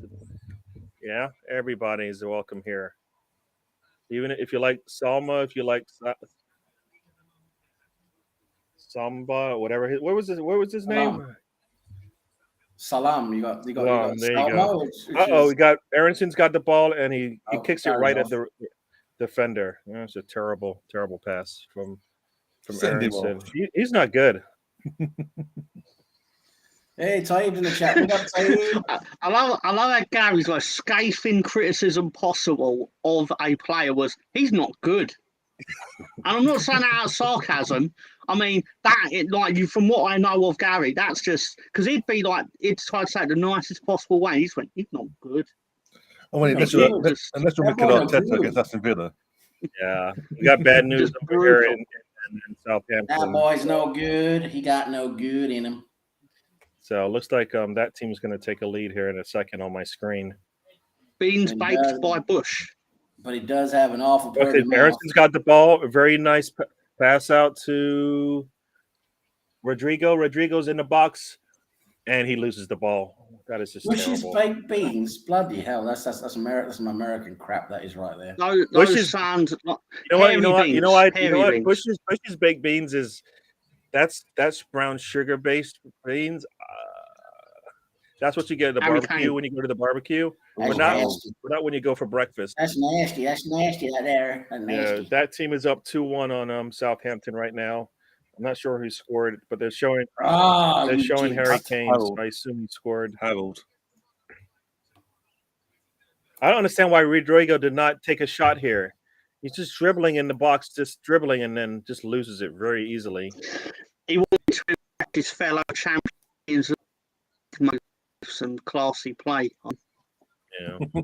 I think Harry Kane just scored on a header. Yep. Pink sauce comment's pretty good. Some excellent. What is this? Excellent cock blocking in this game, and you can say that out loud because that's his name. So exactly. So yeah, good luck with that, YouTube. Yeah, good luck with that, YouTube censors. So as Harry Kane is number 2 in goal scoring in the league for those who were paying attention and care. Number 2. How many is he behind the guy who's number 1? 30 odd. No, in the league though. Yeah. Oh, so about 20 odd. In the league it's like 5 or so, right? Yeah. He's already on 38 goals all competitions or something. 27 or 28 in the league itself. Like the record, I believe, is 44, which is Mo Salah, and he's joined with someone else. I think it might be Cristiano Ronaldo. I could be wrong. What are you talking about? What, in just league? No, all competitions. The record is in England. It's 44. The rugby player is in the box. Sure? He puts a cross in, and Meslier is able to clear it. I don't agree. Well, who do you think's got more?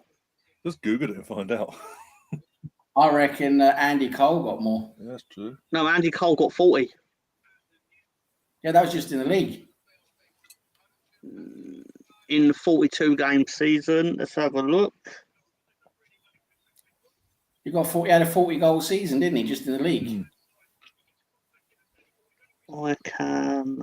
Wolves are back in the box again. This can be easily sorted. In 93, 94, Andy Cole scored 34 goals in the league. Yeah. Taib, I'm not putting your comment up because I don't 41 like goals in all competitions. Andy Cole. Oh right, okay. So it wasn't a 40-goal season, then it was 34. Okay, no. They say 40-goal season because it was all competitions. He got 41 goals. Yeah. But in the league, it was 34 of it. But But yeah, I know Mo Salah got 44 in one of his Liverpool seasons. Okay, then I agree with you. Yeah. But I'll put it up anyway. I am happy. Can't you tell? I am happy. I don't need any of those toys. I like toys. I got all my wrestling figures, and I like that. You know what? Whatever you do with them, it's okay. Just don't show it on the show. I wonder why that arm. Oh, you see, that's where I knew it. It's almost like I did that on purpose.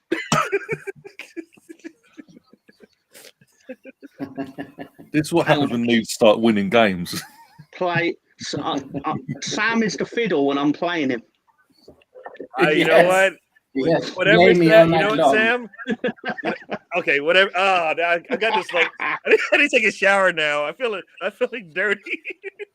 You feel dirty, I'm Gary? feeling dirty with a U and a couple of R's, man. Just Dirty. That rhymes with purdy. it's the 69th minute here. That team is up. Got a 73rd minute for Leeds match here. Got a corner for Wolves coming up. All the other scores are exactly the same. I need to know how Calvin Phillips got into the England squad. Can someone tell me that, please? I thought he meant Kevin Phillips, and I didn't understand that. And Leeds, there's an alert. You're not gonna like it. Wolves scored. Oh, Tom. Have a look. Let's have a Squeaky look at Tom. bum time. Squeaky bum time. Everyone have a look at Tom. Everyone have a look at Tom now. Let's have a look at Tom. You know what? Wolves have been Wolves have been threatening this in the second half here. And, There may be trouble ahead. Oh no! Oh no! Oh no! This is what you get for backing Crystal Palace yesterday. Oh! I'll tell you what. Right now, Ryan. You could, if you ever pack in the chef's job, you can go and sing on Stena Line or one of those ferries. You can definitely sing on one of those. You know what? The ball got deflected off Wober and into the corner. I was wondering why it was so perfect. The defender went off his heel.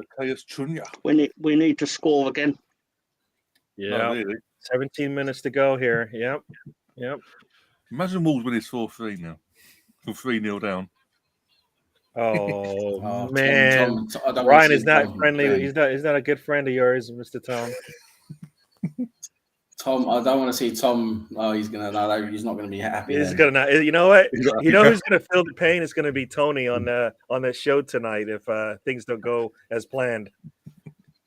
It's my fault. It's my fault because I was talking about the defense, and then Tom was like, "No, we're much better now after Bielsa." I did not say we were much better. I just said the new manager, not the previous new manager. The new manager had tightened it up a bit, but obviously not the case. Rocco just got a yellow card on It's that commentator's curse, isn't it? It's a commentator's curse. Nieves was taking a free kick now, which is not good. There you go. And it goes out of bounds. So there you go. Goal kick coming up. Yeah, Traore is a threat. That's the problem with that guy. He doesn't score, but he definitely puts pressure on those back lines. He needs to go and start playing rugby league. He does. Yeah. I mean, if I'm his coach, I'm just telling him whatever you do, as soon as you see the 18, just shoot it because he's not going to score anyways. So just shoot it. Get it. You know what I mean? Just shoot it. Something good will happen because somebody else will get on it because he's not scoring, but he spends too many touches inside the box with the ball. You know, nothing good's going to happen. Yeah.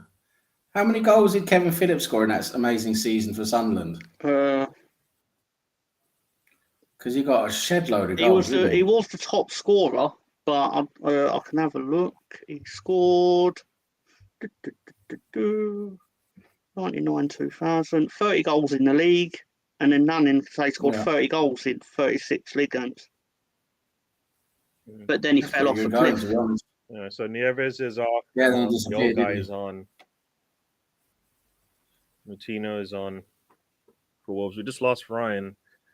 Something you say? What'd you say, Sam? I said nothing. I said, no, there he is. There he is. He's just teasing us. I say it was quiet. I went to say something. And everyone was talking. I couldn't hear no one. You went off on your own again. Sounds about right. And Wolves are back with the ball again. Leeds don't want to play any offense in this game. And they're inside the box. Shot at the goal is just over the corner post there.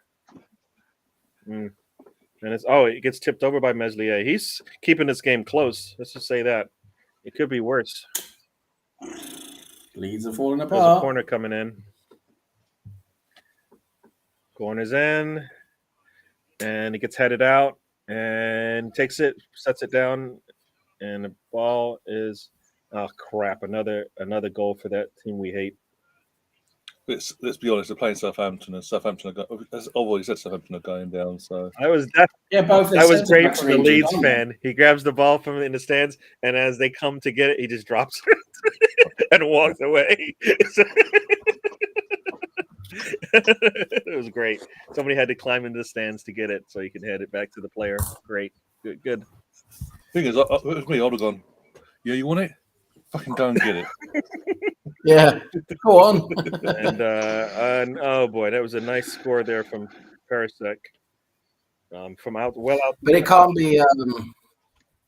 It can't be easy for Southampton because they had both there. I was reading the comments. Someone said both their centre backs are injured. But you know what?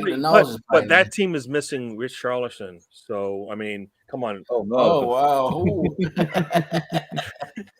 Mr. Goalman. That goal machine. The goal machine. They can't even score.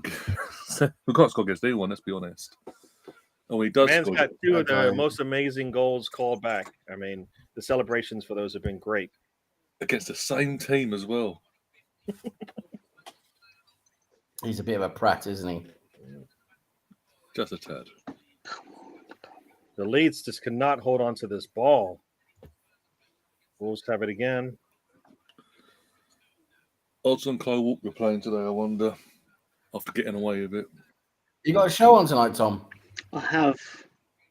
Well, I did have. We'll see what happens depending on the next 15 minutes. Oh, God. No, seriously. Of course I got a show at midnight, but I'm just fucking hate football. That last one, you guys rambled on for like half an hour. I went away and did something. I came back. You're still rambling on about some event from 1985 or whatever it was. And you thought Mr. Tom talking nonsense about football is something about wrestling. That man's got encyclopedias and He's been watching far too much wrestling. Yeah. If I see it, I'll remember it. That's all I'm saying. Right, he's just rambling on about it. He's rambling on about something. I couldn't believe it. It's like, what? Come on, Leeds. Okay, Leeds have got the ball. You've got Rodrigo in the middle here. He gets the ball out to Harrison. Come run to the corner flag for 10 minutes. Harrison puts a cross in, and no, we need a fourth goal. And Christensen has it now. So. I mean, technically, the goal difference is either fourth and a fifth. Ailing should have been looking to shoot that. Oh, he missed it. How did he? Oh my God, that's Aronson. Oh my God. You know how like in golf when you're like, you see somebody come up and they tee it up and then they miss the ball and they hit it into the ground and the ball just like dribbles like 4 inches. That was Aronson.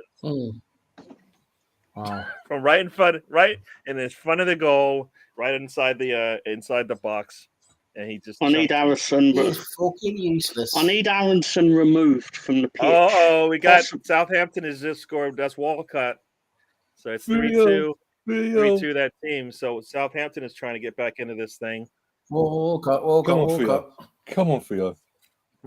Theo. Goal. Ramsey has scored for Villa. 2-0 against Bournemouth. Aronson are both coming out. That's Firpo. Somerville and Struick. Is that how you say it? Wait, did I even want to win this game? Taking out Firpo. And Somerville are coming on. So there you go. Firpo, you might have a chance of defending, yeah?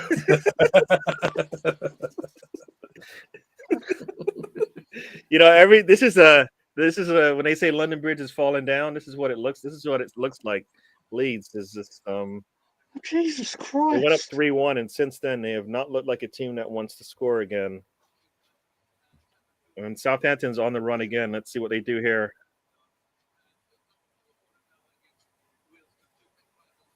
First goal for Walcott this season. First goal for Perisic this season. A lot of firsts right now.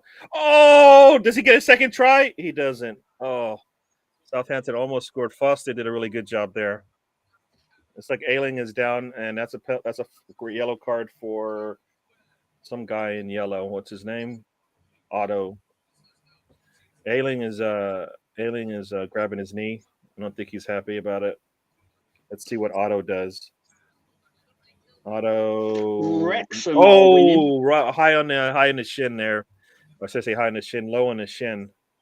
He misses the foot and steps right on his shin. Ouch! That's gonna hurt. That's gonna hurt.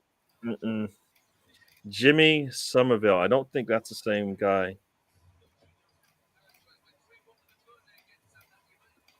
Yes, that could have been a red card for Otto. I mean, he misses the ball and steps right on. And got another goal in the Aston Villa goal. Aston Villa has scored a second time already in the second half. They're up 3-0 on Bournemouth. So that's good, right, Mr. Tom? It's not the worst thing I've heard today.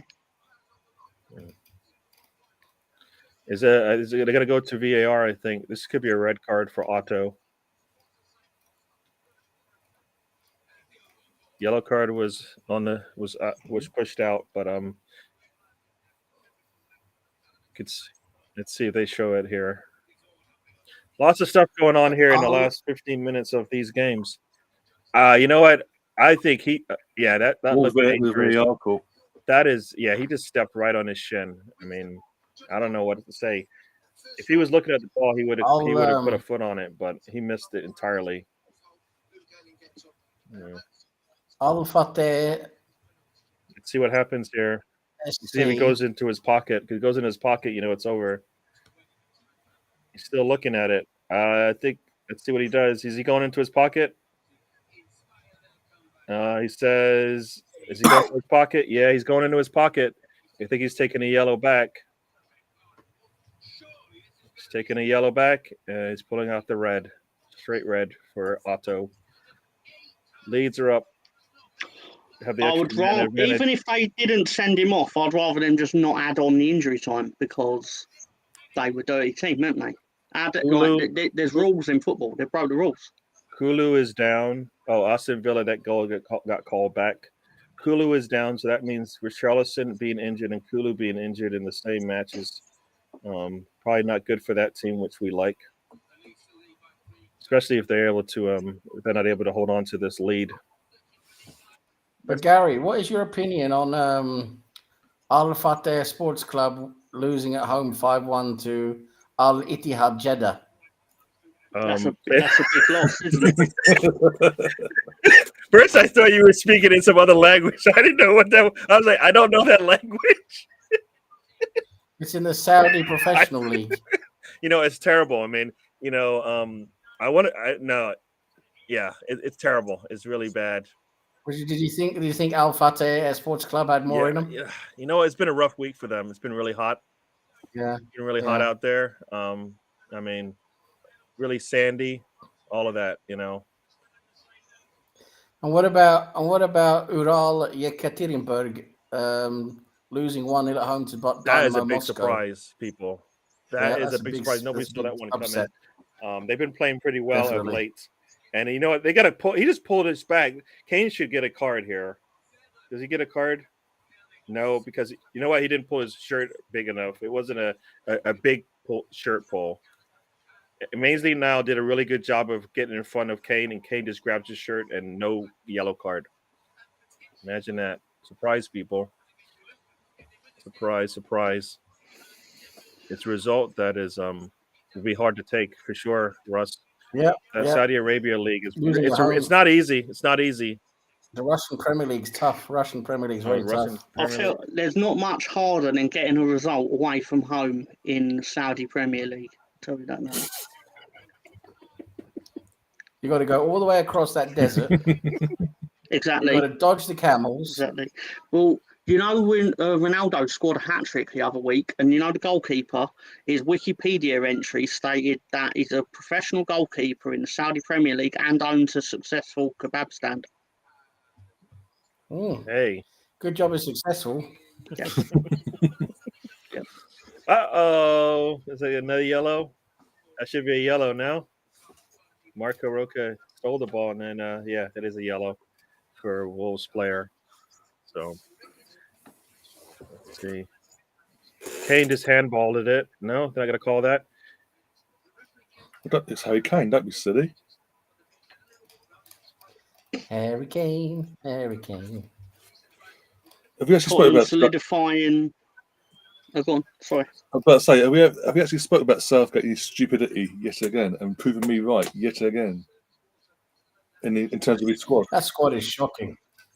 The squad, there's 4 or 5 players in that squad that are just shocking. The same faces every time. Eric Dyer, how does he get in? How's Maguire getting in as well? Doesn't play.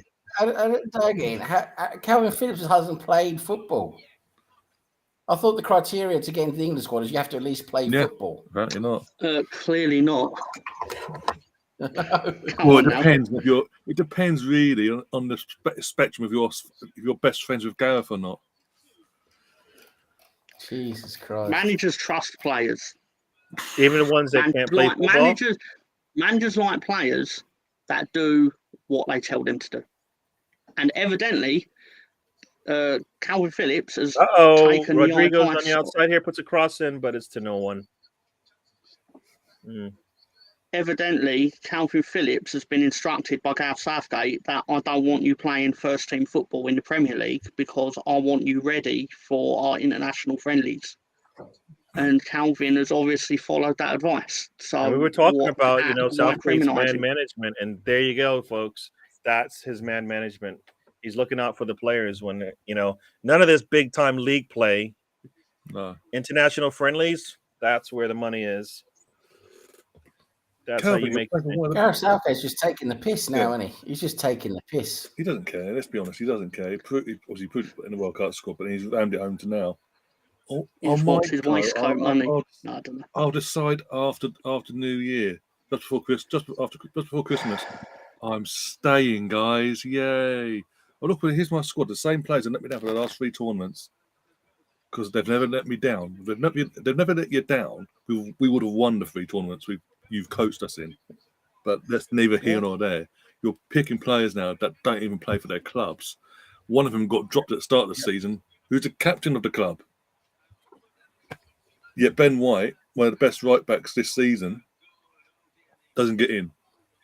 Yeah, Carl you know what that means, right? Zach is going to play like 180 minutes. Up till yesterday, Carl Walker has been investigated for being a twat in public, so we say. No, he's in the squad, though. No matter what, he's in the squad. Ivan Toney's on the verge of getting done by the FA for over 100 counts of betting or whatever it was, 200 counts of illegal betting. No, he's in the squad. He can't make it up. No. You can only hope that he's doing this because these games mean absolutely nothing. The qualifiers. These games are coming. Oh, the qualifiers. Oh, sorry. For the Euros. Who was playing? I'll double check now, actually. Yeah, we're playing Italy and someone else. 7 minutes of extra time over here in Molineux. That's going to be a boring game, I bet you. Neither team are going to want to attack. Yeah, that smells like clear, but that one.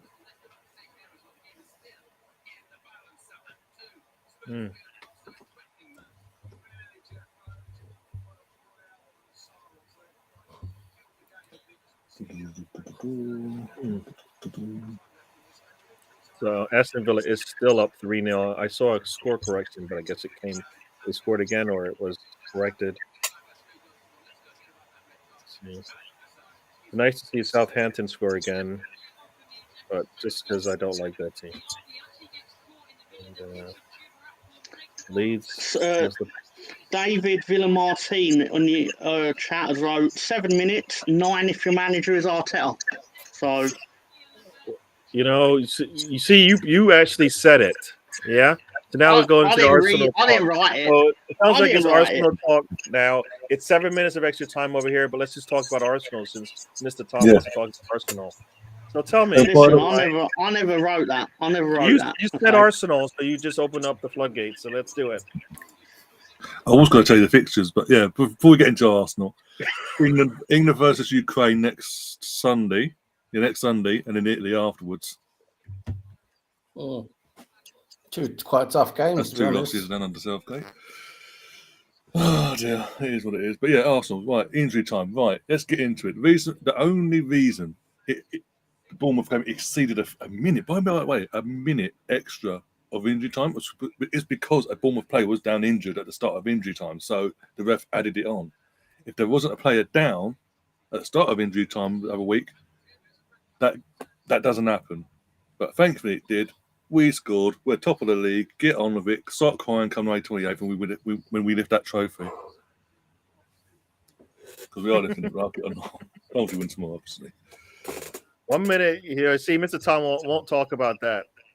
Like, he won't talk about actually the officials doing their job because it benefited us, even though it wasn't a benefit. It was just him doing his job. Come on, Mr. Tom. Tell me how we got the extra minute. The extra 2 minutes, even though we scored within a minute. So tell me about how we got 2 minutes, but we scored within a minute. I've not actually listened to anything said in the last Yeah, minute or so. I bet you've been quiet. I bet you've been quiet. Yeah, you heard everything. I heard the words Mr. Tom. I heard the words Mr. Tom and Mr. Tom, and then again Mr. Tom. But I don't actually know what you're actually talking about because I was no Ryan read out the fixtures, but then you just went off into other stuff about Arsenal. So I was like, that's a time for me to mentally check out because Wolves are playing Leeds United, aren't they? Cross in. Yeah, Brentford down to 10 men, by the way. Baptista's just been sent off. The year. Got a free kick for Southampton, just outside the box, I think. Maitland-Niles drew the call, or is that inside the box? Let's see.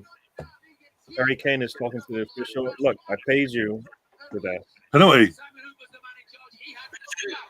Oh, and he was in the box. In the box when he looked up for that ball. This could be. Oh, we get kicked in the back. Come on, you. That's a high leg by whoever that is from that team. And he won the pen. And he kicked Maitland-Niles inside the box. That has to be a penalty. No way. Yeah, Ainsley won the pen. Guna scored against him. Guna's got a penalty to make it 3-3.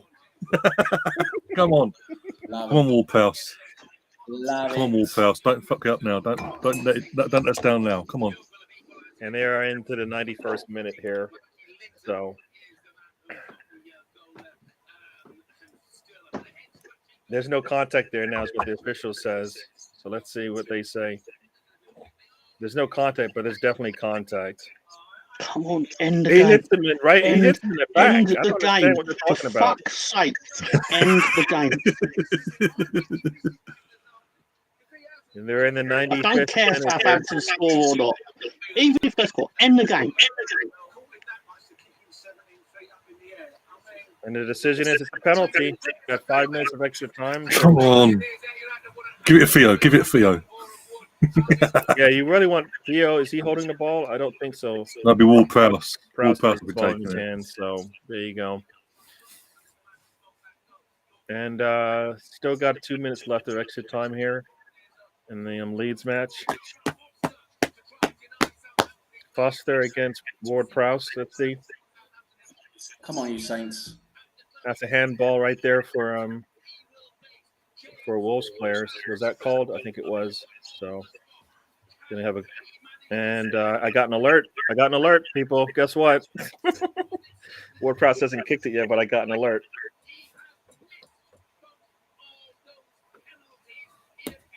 So Prowse against his former teammate. Come on. Shut up, Jeff. Let's go back to Paul. Oh, I got 2 alerts. Mr. Tom, you're going to be happy as well. I like these pre-alerts before they actually happen. Oh, my God, Rodrigo. Very nice ball there from Rodrigo.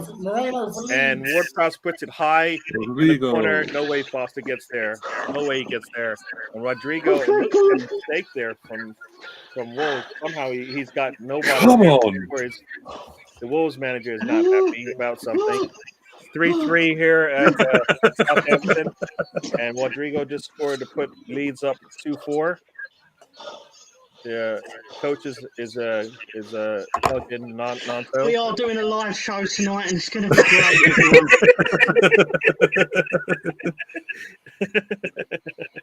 Oh dear. Rodrigo, you sexy bastard. Thunder Road, yeah. What a day of football, right? Everybody wins. And then James Ward set.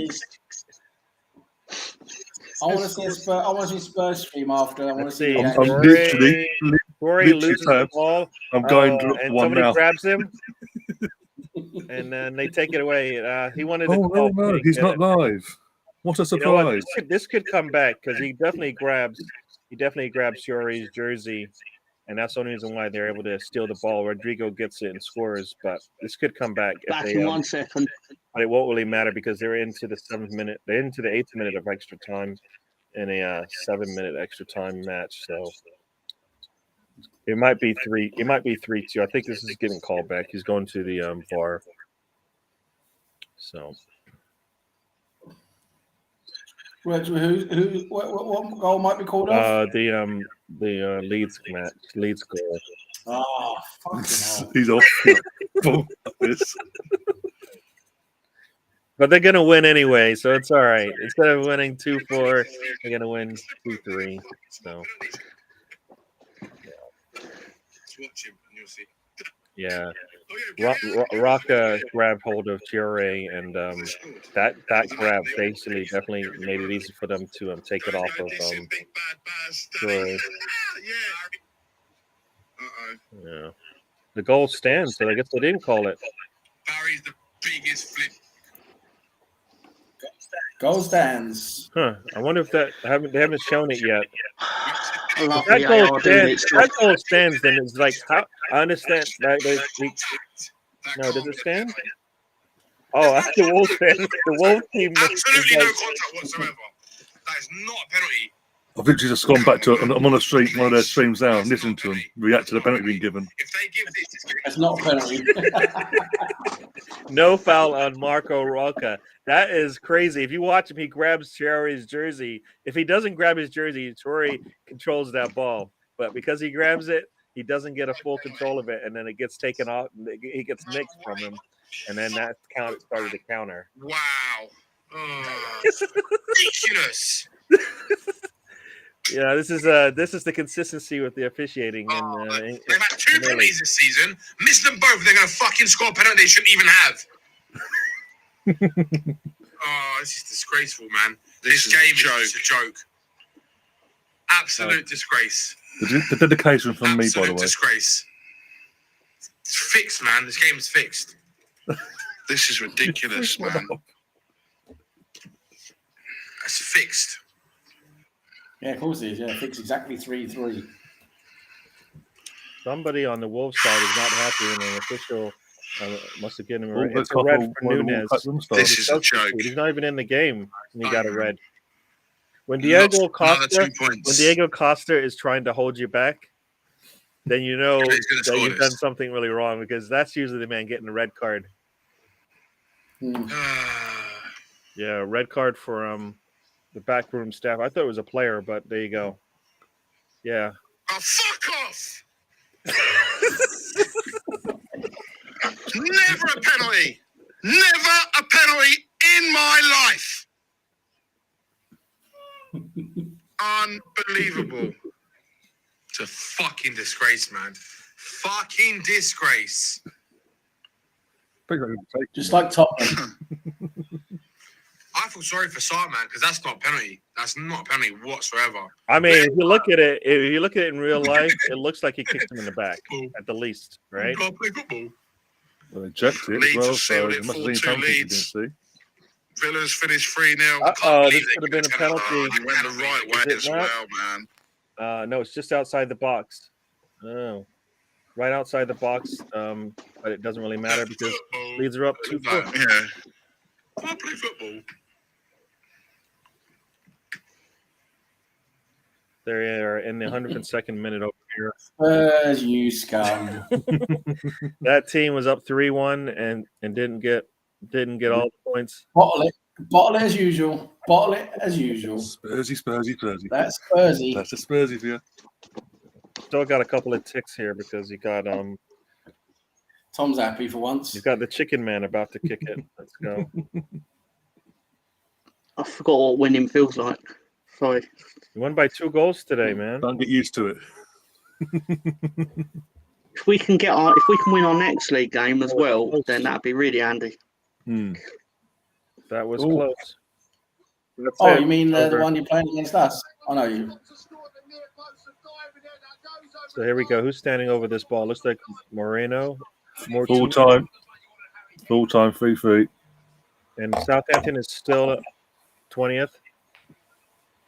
I believe so. Let me Oh, well, see. maybe not. I don't know because Bournemouth lost, so they might have. The match is over. Is the match over? Yeah, the match is over here. That's over. Yeah, Officially won it on my screen.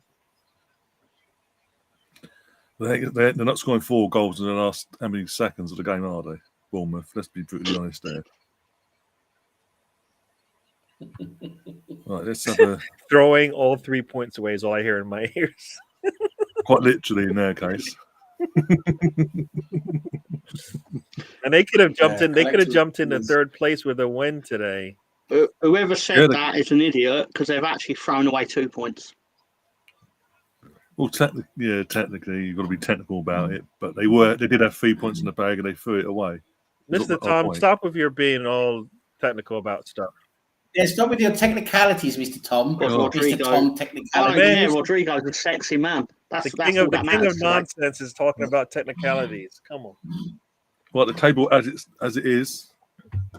The table as it stands from the bottom. Southampton 23 points at bottom. A point extra is Bournemouth on 24 and West Ham on 24. But West Ham don't play this weekend, but they would have been playing Man City, so they would have been in the bottom 3 anyway because of shit. Everton on 25 points. They're playing Chelsea. The late kickoff. Leicester 25 points. Forest 26 points. Leeds 26 points. Wolves 27. Palace 27. Then there's a 10-point jump between Palace and Chelsea. This is why Vieira got sacked. Oh, Because and they're by the way, in the battle. I think he could have got him out of it though. Being honest, one way or the other, because he would have his mentality and all that. But Yeah, by the but, way, but with 3 Villa's months. win- They haven't won for 3 months. Yeah, but you no. can't. How many times am I going to tell you this? look at the teams he played. Play Look the at top. Man United. You play Man multiple teams in the top 10 of the league. Of Yeah, course, you're going to this- struggle. I mean, what was it Vincent Company? Vincent Company said yesterday. He actually looked at it. He went, "We went for the news." He went, "Okay, maybe they were in the bottom 3 because he looked at the league, the 12th." He said that should be Palace's sort of minimum, the bare minimum being 12th, so they should be happy with that. And he said, "I looked at the fixtures they had. Maybe they're playing teams in and around them. They're just losing left, right, and centre." He went, "No, they've played Man United twice. They played Man City. They played Newcastle. They played Tottenham. They played some big teams that are in form." But got nothing. Brighton's. It's not like they've gone up against the likes of Southampton and just gone. Even okay, Leeds beat Liverpool. You know, Even a grandfather's clock right twice a day, isn't it? That's true. That's but true. the thing is, what gets me even more, taking that equation, obviously he's ex-Arsenal first and all that, is if he was the one that he was brought in after Roy, so he was again. Their idea was we want to see attacking football, we want to move on from what we had under Roy and play more open attacking football. He was bringing that the first season. We saw it. And then they don't back him after Conor Gallagher goes back to Chelsea. They don't go out and go, okay, if we can't get Conor back, we're going to get someone off the same milk. I don't want to know. I love it. Sorry. They don't Sorry. back Vieira really in the window, in the summer window. They didn't back him in the winter window. So what do they expect? They can't perform miracles. And adding to the equation that yet again, they're letting Wilfred Zaha, the whole drama of that, run down be the be all and end all of the club. They're letting it, and it's like, if you're not committed, if you're not committed, you're benched then. But Vieira's just he's the one that takes the cop for it all. And it's just like, I mean, it's not like even the players are falling out of him or nothing like that. Because what I'm seeing online, players now are coming out since sacking and like giving their heart-filled backing to Vieira. Even Semper the Congo, they briefly started working with him, said thank you for bringing a smile back to the game that I love. So he's a manager there. It's just you need to go to a club that knows what they're doing of ownership wise, and we will get back consistently until he got the squad that he has. So he needs to go to a club that would give him 200 million a transfer window.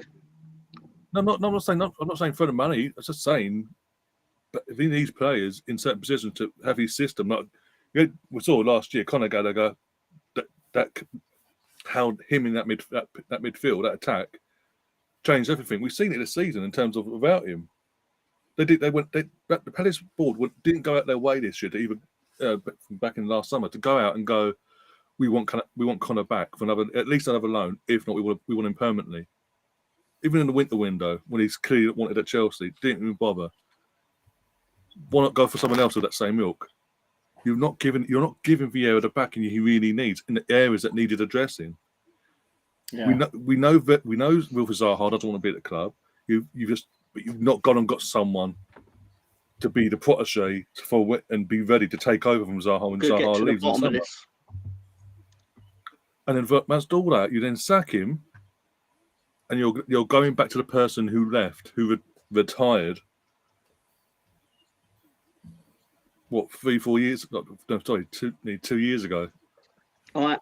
Sorry. I'm going to read an article. I'm going to read an article from The Athletic called "Why Palace Sacked Vieira," and I will relay to you apparently why they sacked him.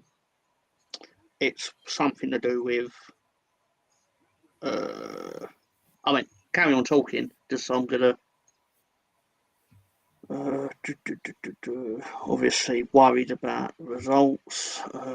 The direction the club is trending. A disastrous. Right. Okay. 4 bullet points. They've gave serious consideration to it since February. Senior players and executives were unconvinced by the quality of his coaching staff. A disastrous mid-season break in Turkey and a training ground, well, they say fracas, but it's a fight basically, unsettled the squad, and Vieira was left frustrated by the club's recruitment. I want to know more about this fight that happened. That'd be the coach in question that's been let go recently. Yeah. Yeah. And lack of recruitment. I mean, that is a big factor as well. You can't push on and do better things without improving your squad. Yeah. But they didn't replace Conor Gallagher, which frustrated him. Still managed to get, and he still managed to get a lot out of Eze and Elise. I think they would be expecting to get more out of them, though, because they were serious prospects. Yeah, they're prospects, but at the same time, if you're just relying on prospects that are brought in... They were serious prospects. They should be doing good now. But what my point is that you brought them in as that, yeah, fair enough. But they were brought in. I think one of them was brought in the year before, or 2 years before him, in Eze. Or at least he only just came in. That was under the guidance of Roy and the word of Roy before he left and all that. So these are not even Vieira players, but yeah, he should be whatever.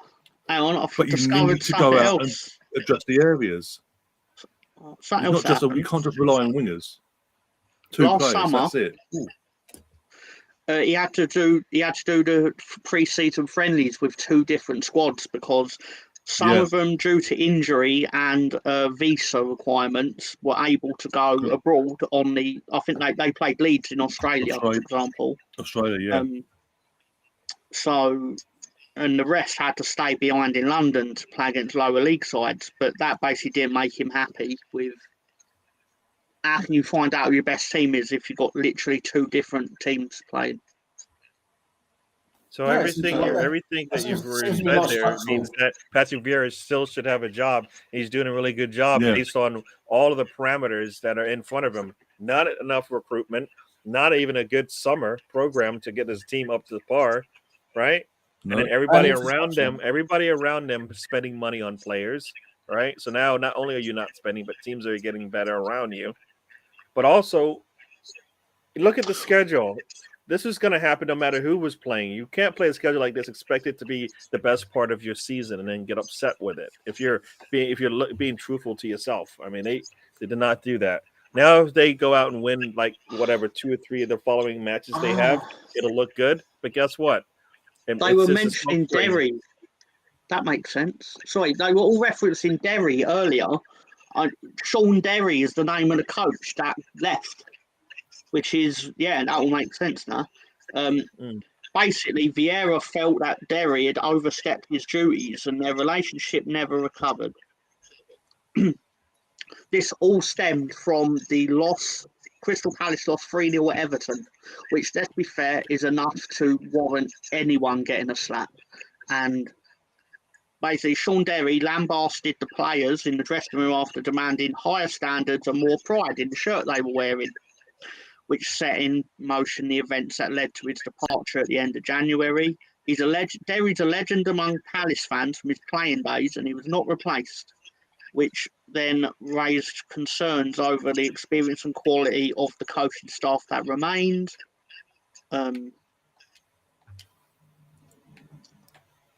So, basically, as obviously things have happened behind the scenes that. Yeah. Yeah. So it's not 100% because of the results, but ultimately, Leeds won 4-2. Back in your manager, if you're backing your manager, it doesn't matter, right? If you're backing your manager and he says this coach has to go, he has to go. No, exactly. I mean, which it can't be both. It can't be we're not backing him and we let one of our good managers go. Like, they should go and replace him, right? It's up to them as well. They have a part to play in this. Yeah, it seems like there was infrastructure problems. They were struggling with infrastructure at the club as well. Vieira probably hasn't liked that. I think it's a reaction from Vieira as well that, he wasn't happy there, I don't think.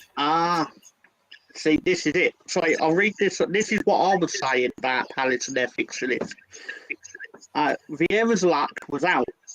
A quirk of the fixture list handed Palace a horrendous run of games almost exclusively against top half teams in the first 3 months of 2023. But while sides below them proved capable of delivering the odd shock victory against better equipped opponents, Vieira simply could not get his men to deliver a sucker punch of their own. What I was saying, even Leeds beat Liverpool. I'm not saying we did better than Crystal Palace. You're talking about a match that happened in the first month of this season, not in the middle of this. We're talking about in the middle of the season right now, right? That match happened like a week before the World Cup. About 2-3 weeks. That's in the first. That's in the early. That's because that was what, in the 20th game.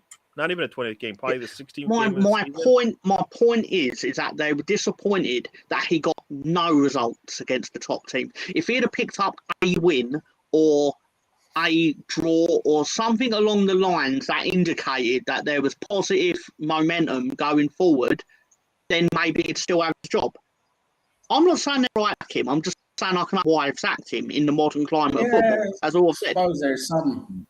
I suppose if you're just looking at the results for what they are, then you'd have probably that way to look at it. But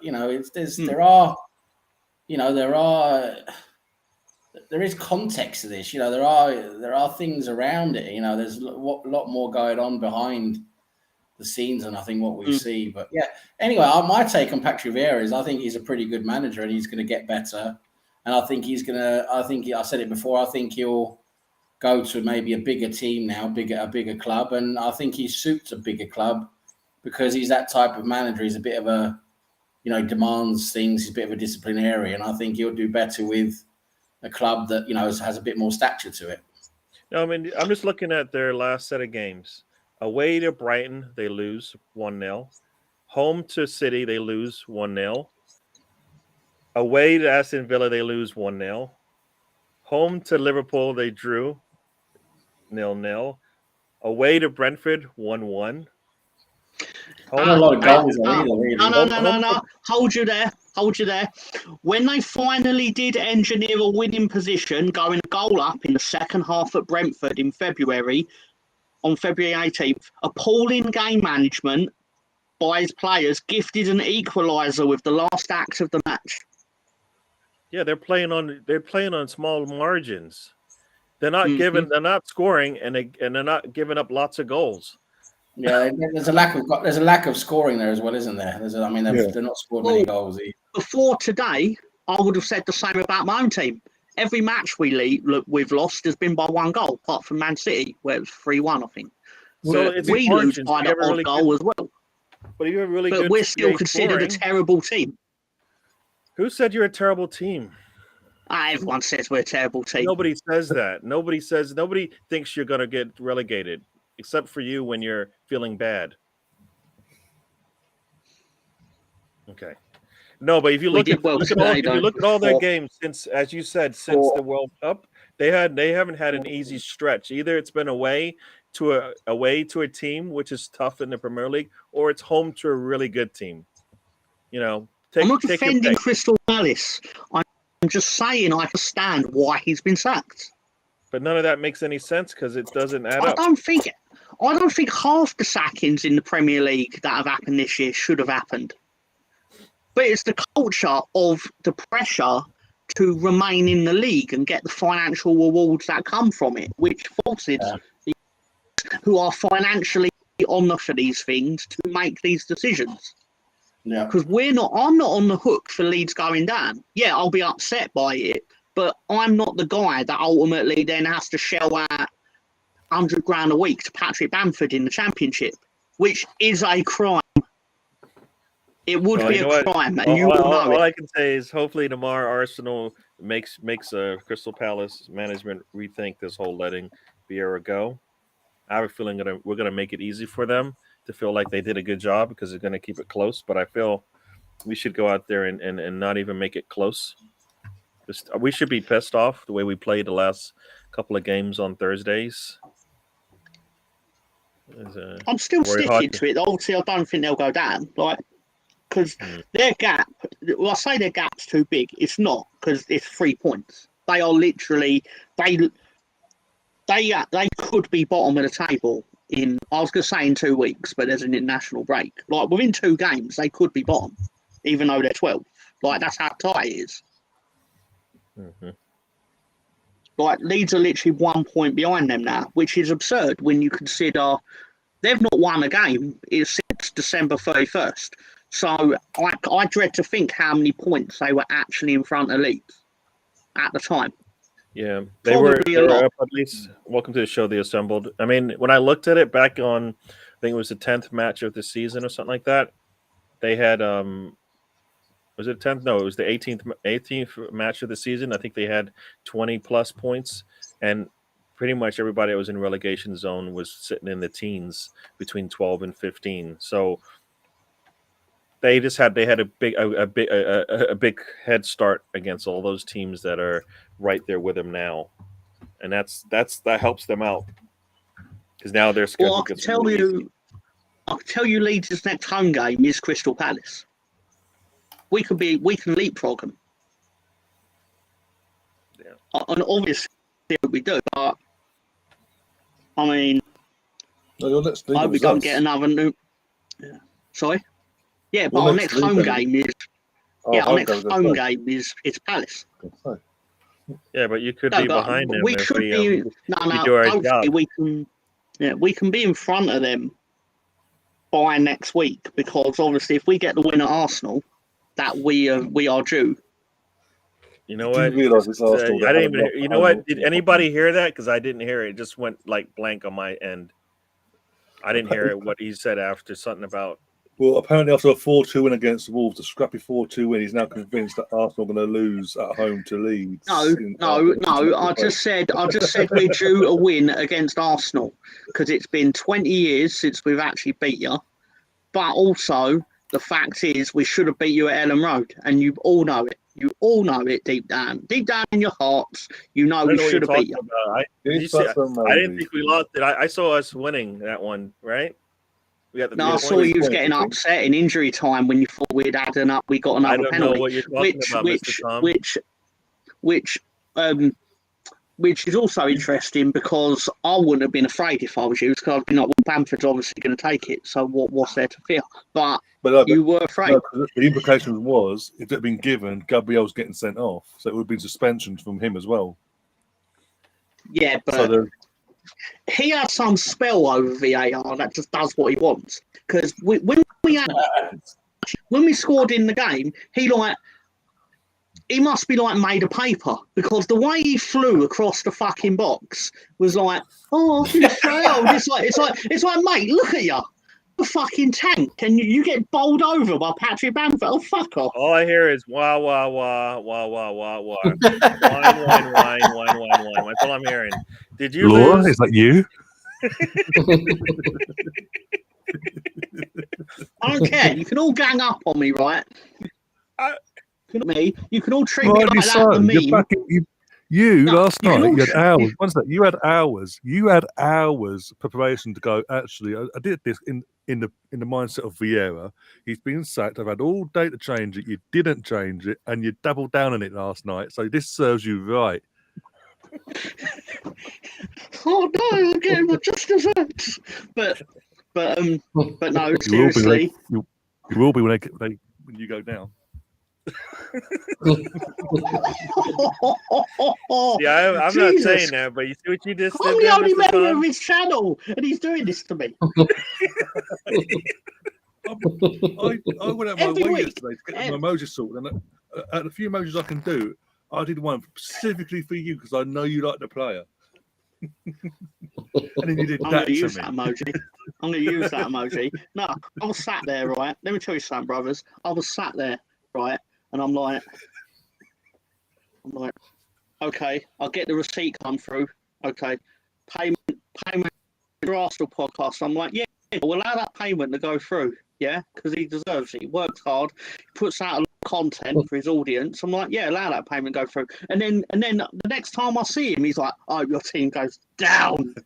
Down. I didn't say go to hell. I said go down. Same. The championship's very similar to hell, but you know, if you've ever played in it, I tell you, it's like. Have you ever played in hell? Yeah, you know what, Start Mr. playing in Tom, the third what do I world. tell you? There's levels to this whole football thing. Staying in the Premier League, you just don't know about what the levels feel like to stay up. You just don't know. It's all right, Mr. Tom. Someday you'll get there. I was crying in May when we survived on the final day. I was like, oh my God, this is what true happiness feels like. And then I turned to my nephews and I was like, yeah, actually, I'm doubling down on what I just said. No, but I tell you, I'm starting to get vertigo at these heavy heights of 14th. Just it's a bit much, isn't it?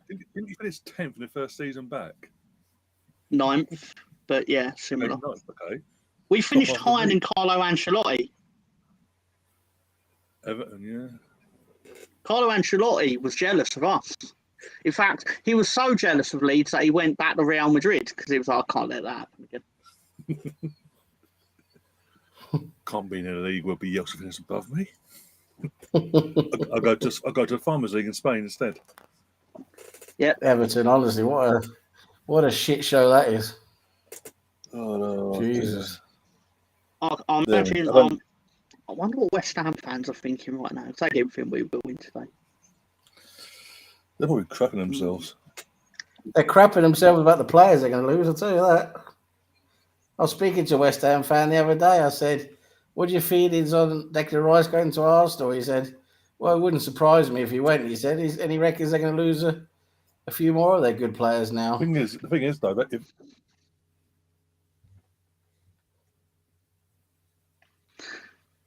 Who's muted Ryan? He's going on full speech, and then he mutes. Like, Oh, he lost it. Justice after his crimes against Leeds. hi, Welcome back. Welcome back. Again. you were saying Back. I knew you were coming back. Don't worry. I could smell the return coming. But no, seriously, I thought I'm not used to him not being the host. Just thought I'd say that out there. I'm used to Ryan in the top left, being all like, I'm the host of my own show, and I'm like, yeah, thank you for having me on your show, Ryan, and all that. But now he's also a guest, and it's like, Getting your true opinions on Leeds coming out now, are they?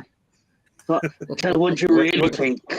Oh, is that what you're supposed to do as the host? You're supposed to like butter up everybody who comes on this show? You've got to be polite. There's a level of politeness you got to put on. Come on now, I'll do it on Wednesdays and Saturdays, Tony. Even though I did for patience a bit when he started reading out a Wikipedia list of wrestling matches. I was like, I'm not having 2 hours of you fucking reading Wikipedia word for word. You work with Tony on a regular basis now. That is doing, that is some charitable work there. There's some people out there that need it, and you're doing a good job. Thank you. You're taking all the bullets for all of us. We don't even get to, get the Tony dealing with Tony. So there you go. He's a character. He's got. Whether you call him a good character or a bad character, it's not for me to say, but it's character. So this is to you, Ryan. Are you going to have your quiz? I'll be reaching out to Mike over the next day or two to see if he's available. If he is, then yeah, I'll let you guys know on my community posts on that side of things. Do you miss my quizzes on the fan circle? Yeah, actually, yeah. I thought your quiz was really good, actually, apart from the fact that you didn't have enough time to actually answer the question. Oh, that was the first one, but the second one was better, wasn't it? It was, because I nearly won it. So, yeah, it was good. That must have been strange as a Leeds fan nearly winning something. Yeah, I think he turned you off again. His audio went just a second right after you opened your mouth. This is what happens when you back a team against Arsenal when we'll go for a title. Never back a team in a title race to beat us. Ironically, you need them to lose anyway. Well, yeah, but I was instructed a few months ago to start producing bets that had big payouts. So, how do you get a big payout in Arsenal against Crystal Palace? Like, you know what? You don't pick that game if you know where your bread's buttered. You just go elsewhere. But you had a televised game on Sunday, so I had to pick it. Well, that's not our fault. That's fucking Sky for picking the 2 teams in the FA Cup after the FA Cup draw was made. The idiots. Oh, so should I contact Sky and go? No, I need you to move your games around because I like doing the 4:30 games. Sky, in general, Sky just need to use their brains. It's FA Cup weekend. 2 of the teams that are available on that weekend on that Sunday, they're in the FA Cup quarter final. We might pick the team that's not in the FA Cup. No, we'll go for the teams that are in the FA Cup. We can't show it because they're not in the FA Cup, but we'll pick them anyway. So later on down the line, we got 2 minutes until the team in blue comes out against the team in blue. But no, it's just. I mean, you wouldn't think Arsenal. I said it for the last few weeks. You wouldn't think Arsenal in the title race going by the TV coverage our league games are getting. Apart from last weekend and since Man City, Brentford wasn't on Sky. Villa was on BT. Leicester wasn't. So I think now. Everton BT. Brentford not on TV. Man City was because that was a game in hand. It was scheduled for TV anyway. Aston Villa going a few days later it was, and then Leicester wasn't, and then what was the next one? Bournemouth wasn't. Last week was against Fulham. This week we're not. Leeds we're not. Liverpool we are because Liverpool. But apart from, it's ridiculous. But if it was Man United against Man City in the title race, every other game would be on. But it is what it is. But I'm just bloody nervous now because obviously we win tomorrow, 8 points clear. It's crazy listening to this rugby, and you can hear their official talking. I've said this for ages, Gary, in terms of the rugby, because I watch rugby and all that. In terms of the officiating and their system, their version of VAR and all that, that is what we need to implement into the football here in this country. In terms of what you say about hearing the referees and all that.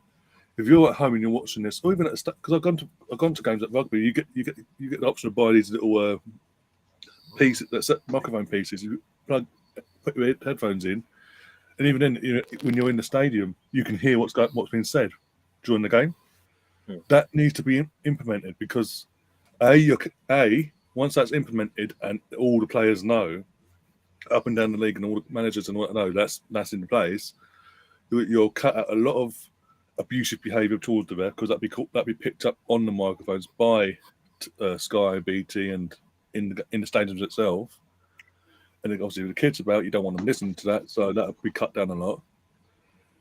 And it's transparency. We know what's been said. Then we know we cannot then go once we hear the back and forth between the person in the VAR room and the ref on the pitch. We know how they've come to the decision that's been made on the pitch. End of discussion. You ain't got a great big debate of a bit of corruption here. Oh, is that this one or is that one? Why is the consistency not here? What? It would improve the game massively, but they just don't want to do it. And the thing is, what you mentioned there about the rugby, that's been in place for what, 22, 23 years now. Never had an issue. Yeah. Yep. And the referee, the important thing is, the referee in the rugby on the pitch, he makes his choice in the end. He'll say, "This is what I've seen." Yeah. Is there any reason for me to change my mind or stick with what I've done?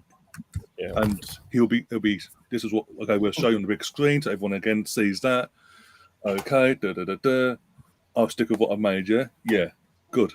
And then it's down. It's done. It's the referee on the pitch making that final choice. Not Chelsea, someone not involved in the Chelsea game. just started. Hang on, Lopetegui, Europa League winner, former manager. We just gave your boys one hell of a beating. One hell of a beating. Now he turns up. See this? Oh my god! Sorry, weird start of the day. Luke Ayling is the first Leeds United history to score a goal exactly one after the previous goal he had scored for the club. 18th of March 2022. Mr. Tom, should I mute you because you're talking nonsense now? Mr. Tom, you're talking nonsense. It's the worst nonsense you've ever spoken. That's crap stats. That is. That's great stat. It's great stat. Does any Arsenal player score and then a year later? Nah. I don't care. We score week in, week out. I'm thinking Spurs fans' tears. I am. Probably. Anyway, you do score The thing is, Tom, our players from back to front score every week pretty much. Even Ben, unless you're Richarlison, even Ben White scores are crying out loud. I think you're trying to diminish our team's achievements today, and I won't allow it because you know what? I don't know. Did football actually happen today? Because I don't recall any football happening. I mean, we've just been sitting here talking about. Apparently, Wolves are moaning about a penalty they should have had. Apparently, but I don't know. That must be the Wolverhampton Russ Morgan. So who do we want in this Chelsea Everton? Chelsea, obviously. Who do you think? Who do you think we want in that game? Chelsea, Everton. obviously. We want Everton because we hate Chelsea. Yeah, right. No, I hate both, but I want the one that is not in a relegation battle to win, obviously. No, but I asked the question to the smart people. The smart people you say asked the question to the Arsenal fans. No, Yeah, the smart people. If you were smart, you wouldn't have supported Arsenal. Coming from a Leeds fan. Coming from a Leeds fan. Yeah, and I'm a moron for supporting Leeds. I've never said I'm not. You've got to be a masochist. Exactly. By the way, I mean, it would have been cheaper if I'd just paid him to whip me on a weekly basis. But anyway. It would. Just a bit of a heads up in terms of the FA Cup game. Vincent Kompany's gone weak on his match day 11. Basically, he's made changes and weakened his side. I wonder why. So when Man City win 10-0 today, you know why. So Mason Mount was Maybe because he wants to focus on getting up from the Championship. They're 3 wins away from the Championship now. They're 3 wins. That's it. Yeah, so maybe he wants to do that. Maybe he doesn't want to. Maybe he doesn't want to risk injuring his key players. There's no way they're not getting promoted. Basically, they're on 83 points already, and a day out at Wembley to knock out a team to get to Wembley. I mean, for Burnley as well. For the Burnley fans, that would have been a nice day out. But hey, yeah, no, it's. You know what? I think it's. I wouldn't do it. If I was manager, I'd play my best 11. But you know what? Isn't it? It's 3 matches and you get a trophy, right? So yeah. Well, assuming Man City do their job today, that's even more distraction for the next round. I'd love it if Everton went down. It saves you from going down. That's why. So you and Russ are on the same page. See, look at that. I think Everton will. As I said earlier, I think Southampton, Bournemouth are definite. They're definitely gone. It's then is a 3 horse. Not say 3 horse. It's a 7 horse race for the last spot. It could be any one of the other teams that go down in terms of.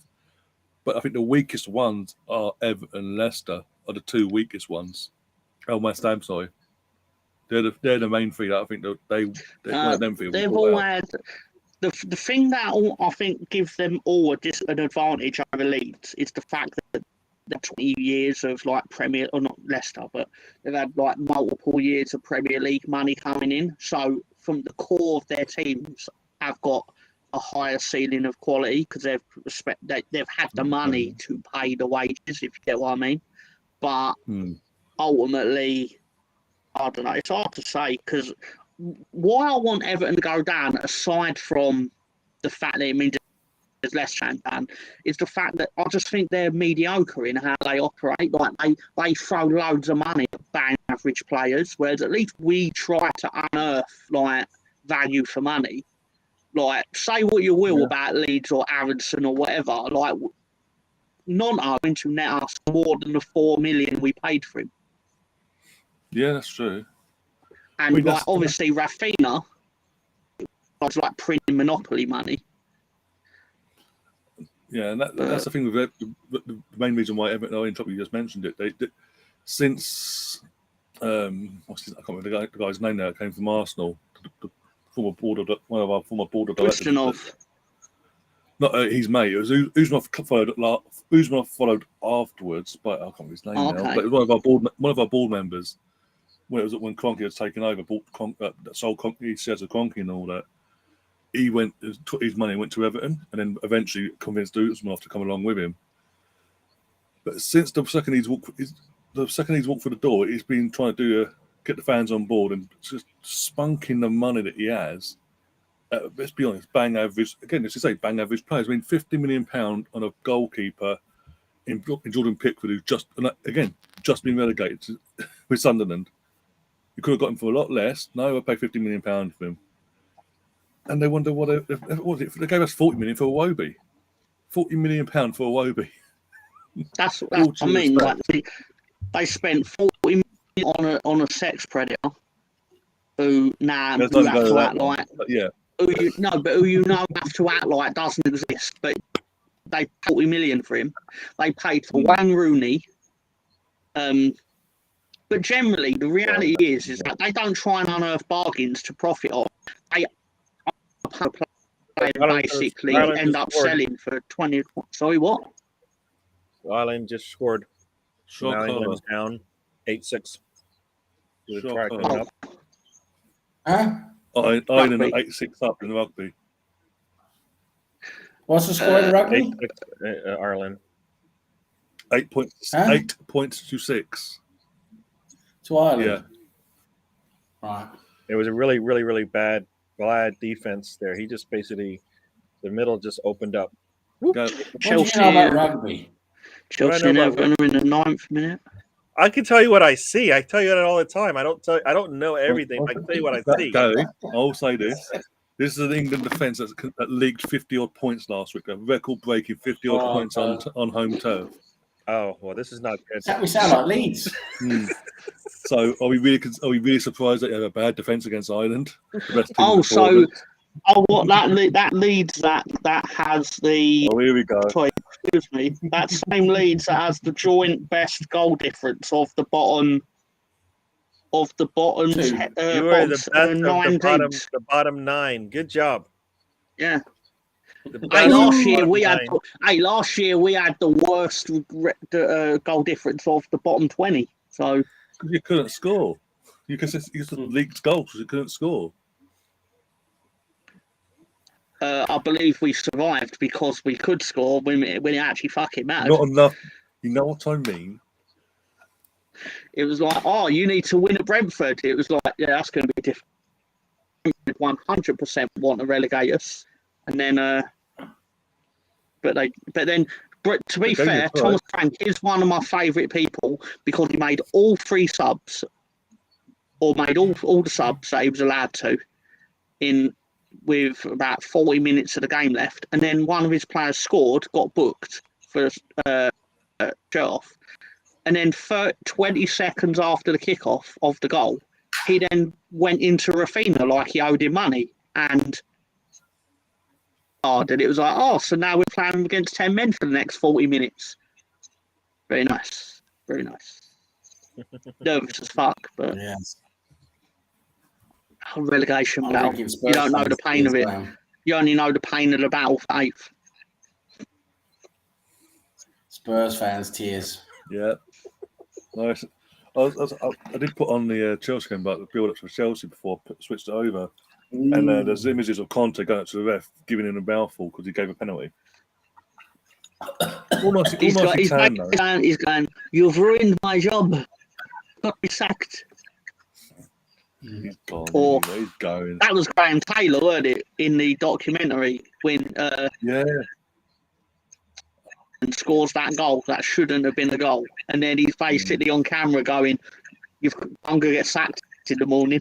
You've cost me my job." He was right. He was wrong. He weren't sacked in the morning. He was sacked immediately after the game, I believe. But with immediate effect. Yeah. The important thing is Leeds won 4-2 at Wolves, so that's a thing that after breaking. So yeah, I think that happened today, didn't it? Yeah. No, well, Brentford was 1-1 in the end. Tottenham bottled a 3-1 lead, as per usual. Rodrigo again, just banging in goals. Who else? And then Chelsea playing there. There's everything playing. Talking about this team. Yeah. We talk about something else about like proper football. Well, tomorrow will be tomorrow when Arsenal play Crystal Palace and push them off the park, at least by 4 goals. Get our vengeance. Crazy. Chelsea's had this game, the ball for 87% of the match so far. Leeds.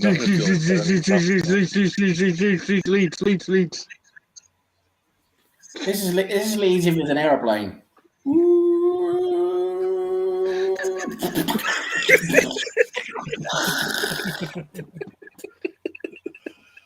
I think it was that outcome and not another outcome that I thought you might do, but we'll go with that one. Do you know the amount of times that I have to stop myself from joining in on the song that of Leeds are falling apart again because I'm like, it's fucking catchy, man. Like if it was about another team, I'd fucking think sing it. I want to hear it. Come on, sing it. Let's sing it. I'm fucking singing it. I'm not fucking singing somebody sing it. Come on, I want to hear what it sounds like. Around, just rewatch the Wolves game because I bet they were singing it at 3-2. I want to hear this song. Come on, Mr. Tom, you can do it. You said you'd like to join in, anyways. No, I don't join in. I have to stop myself from joining in because I know. Wait a minute, it's about my team. Do it now. Come on. No, I'm not gonna. No. You thought about it. You might. Go on. I know you want to do it. Go on. Well, that's because they brought it up. Go on, do it for your fans. Go do it. You do it for your fans. Well, I do have fans, but I'm not gonna please them because the last thing I want to do is please my fans. God forbid. I gotta start making a move, Gary. All right, no problem. We're just make a move. I appreciate you coming on. Thanks for coming on again. Let the people. Yeah, thanks for having me. Let the people know where they can see you later. I'll probably be on the fan circle tomorrow. 7 o'clock English time? I think probably will be joining that. I'm not sure about anything else, to be honest, at this time. But It'll actually be yeah, but thanks for having me. It's been good. Been good to see you guys. Great to see Tom. Great to see Gary. Great to see Ryan. Great to see Ryan joining today. It's been good fun. And yeah, everyone enjoy their Saturday evening. Hopefully tomorrow we beat Crystal Palace and go 8 points clear. That's what we want to do. I hope we do that stuff tomorrow. There you go. All right, guys, have a good you evening. too. Yeah, I'm gonna Too. All right. see you guys later. Yeah. See you. Boom. And there goes Sam. No story here. And Ireland looks like they're having fun, but they're not. They haven't scored yet. Oh, yeah, Everton doesn't look like they want to do anything in this match. I can't believe we won. Sorry, just so shocked. Don't worry. Right? Sorry. As I said, don't get used to it because the net's going to get battered again. Back to reality. You get a 2-week break to get all ready to go against Arsenal. Yeah, it is, yeah. That's one positive. So that's one positive you can take from it. You got 2 weeks to enjoy it. Is it actually 2 weeks till we play Arsenal? Yeah, 3 o'clock on Saturday, on that 1st of April. Oh, you know what? I hate national break, but I love it now. I won the game before it, because then I'm just sat there like, oh, you know, I think I'll learn defeat for 2 weeks. So, you know. Yeah, you've only got the league leaders up next, away from home as well. League leaders for now. I think there's a good chance we do it. I honestly do. There's a good chance we'll do it. In terms of, we've got obviously, assuming we do our job tomorrow, and get the 3 points tomorrow. After the international break, then we've got obviously Leeds, Liverpool, and then was it Southampton, West Ham, or West Ham, Southampton, whatever way round that is. But in the that first week back, Liverpool, Man City played Liverpool. Before you play you in the early kickoff that day, and then Liverpool played Chelsea midweek, while their games in hand, and then they play us on a Sunday. So Liverpool are going to be shattered. Whereas we've got the week because we're now out of Europe. We've got the entire week to prepare for that game without having to focus on upcoming European commitments. Yeah, but you need to win tomorrow because if you don't win tomorrow, by the time you play Liverpool, that's what I say. Assuming we do our job. That's why I say, assuming we do our job tomorrow and we get the 3 points. No, I don't think you heard what he said, bang. Ryan. I think he said he's trying to be sneaky there. He was trying to be sneaky there, and he's wrong. He's wrong. But Arsenal wins. Arsenal needs to win the next 4 matches. We will win, but I'm just saying, assuming again, saying it, assuming we do our job tomorrow and get the 3 points. Our next game is obviously in Leeds, then Liverpool, and then because if we'd gotten through on Thursday, it would have been Leeds, Liverpool, Juventus, then the Southampton, then the second. So now we can fully focus, knowing we can go full strength on all our games in the league. There's no other game to distract us. Where, be honest, if we had gotten through, we would have had, because of the draw that's been made for both quarterfinals and assuming semi-finals as well. In both outcomes, if we'd gotten to the semis, we would have had to go full strength, and it would have risked potential injuries to key players in the last knockings of the season. And look at last year. I know we've had a few distances in Zinchenko, Jesus, Trossard, Jorginho, and all that, amongst others. But even though we didn't have any European football last year, the main thing that fucked us last year, coming after the international break, was the injury to Partey, first game back, the injury to Tierney in the game later, and we just never recovered. It meant the mental block that was on our players for them losing them 2 players in particular, because we didn't have any decent backups. That's in terms of what they offered on the pitch. Chelsea's on the attack here. Really bad pass. We suffered. Yeah. Whereas this time round, again, and we've got no European football now. Obviously, going into them last 10. But if we lost to Partey, we've got Jorginho. If we lose Zinchenko for a game or two, we've got a Tierney. Oh boy, that's a red card for England there. Oh, shocker! I mean, I don't know I don't know how it was called a red, but the Ireland player was got the pitch back, and just as he got Depends on it, the tackle. the England player ran into him. It And, depends on where. Yeah, it depends on the tackle and where the England players hit him, because there's certain. It was a head to like a shoulder, like just below the shoulder, on the arm side there. Up round by the neck area. So yeah, Yeah, head injury assessment. Yeah, then that's It's automatic. There's no getting around it. That's an automatic red. I think if he runs through the play, he doesn't hit him, but he stopped right in front of him. So basically, yeah. They haven't said anything about Saliba's injury, but I did see on the Premier Injury site that Saliba is a 25% chance of playing with a lower back injury. Again, coming back from the game on Thursday night, on our way back, we started seeing pictures of Tomiyasu. We knew Tomiyasu was going to be out. Will probably be out for the rest of the season. Probably depending on he's on crutches and all that. We're leaving the stadium on Thursday. Saliba, Arteta's been very vague on that. Arteta's saying he felt a slight pull, a slight twinge or something. It was just a precaution, getting him off. Don't want to risk anything happening. So, but again, nothing's been said since. So, I would fully. He might be on the bench. If he's not going to start, he'll probably be on the bench just as a precaution. Probably Bob Holding and Gabriel against Palace and see how it goes. And if needed, if Rob Holding ain't working, the partnership ain't working with Rob Holding, bring him on like that. But with the international break around the corner, I wouldn't play him just because then France can't call him up, because they try calling him up. Go, no, he's injured. He ain't going anywhere. Keep him at HQ for the 2 weeks, and prepare getting ready for the Leeds game. Yeah. No, on this site, like I said, lower back injury. He felt some discomfort, so they pulled him out. He felt discomfort. He's not be back until the Leeds match. Late fitness test and a 25% chance that he'll come back. So yeah. I think either way, I wouldn't. If France do call them up to the international squad, they've done their calling up. They've done their squad yet. They have or they're going to. I would either way. If he plays tomorrow or not, I'd have a word with him and calm it up. Say, look, there's something big here coming. Just suck it up for these 2 weeks. Get us through, because you don't want to risk you getting an injury and risk losing you for the rest of the season. You understand? Yeah, cool. Right, contact France. The French FA and say he ain't coming, and basically this is the reason why, and we're keeping him under wraps with bubble wrap and all that until further notice. See you in the summer, basically.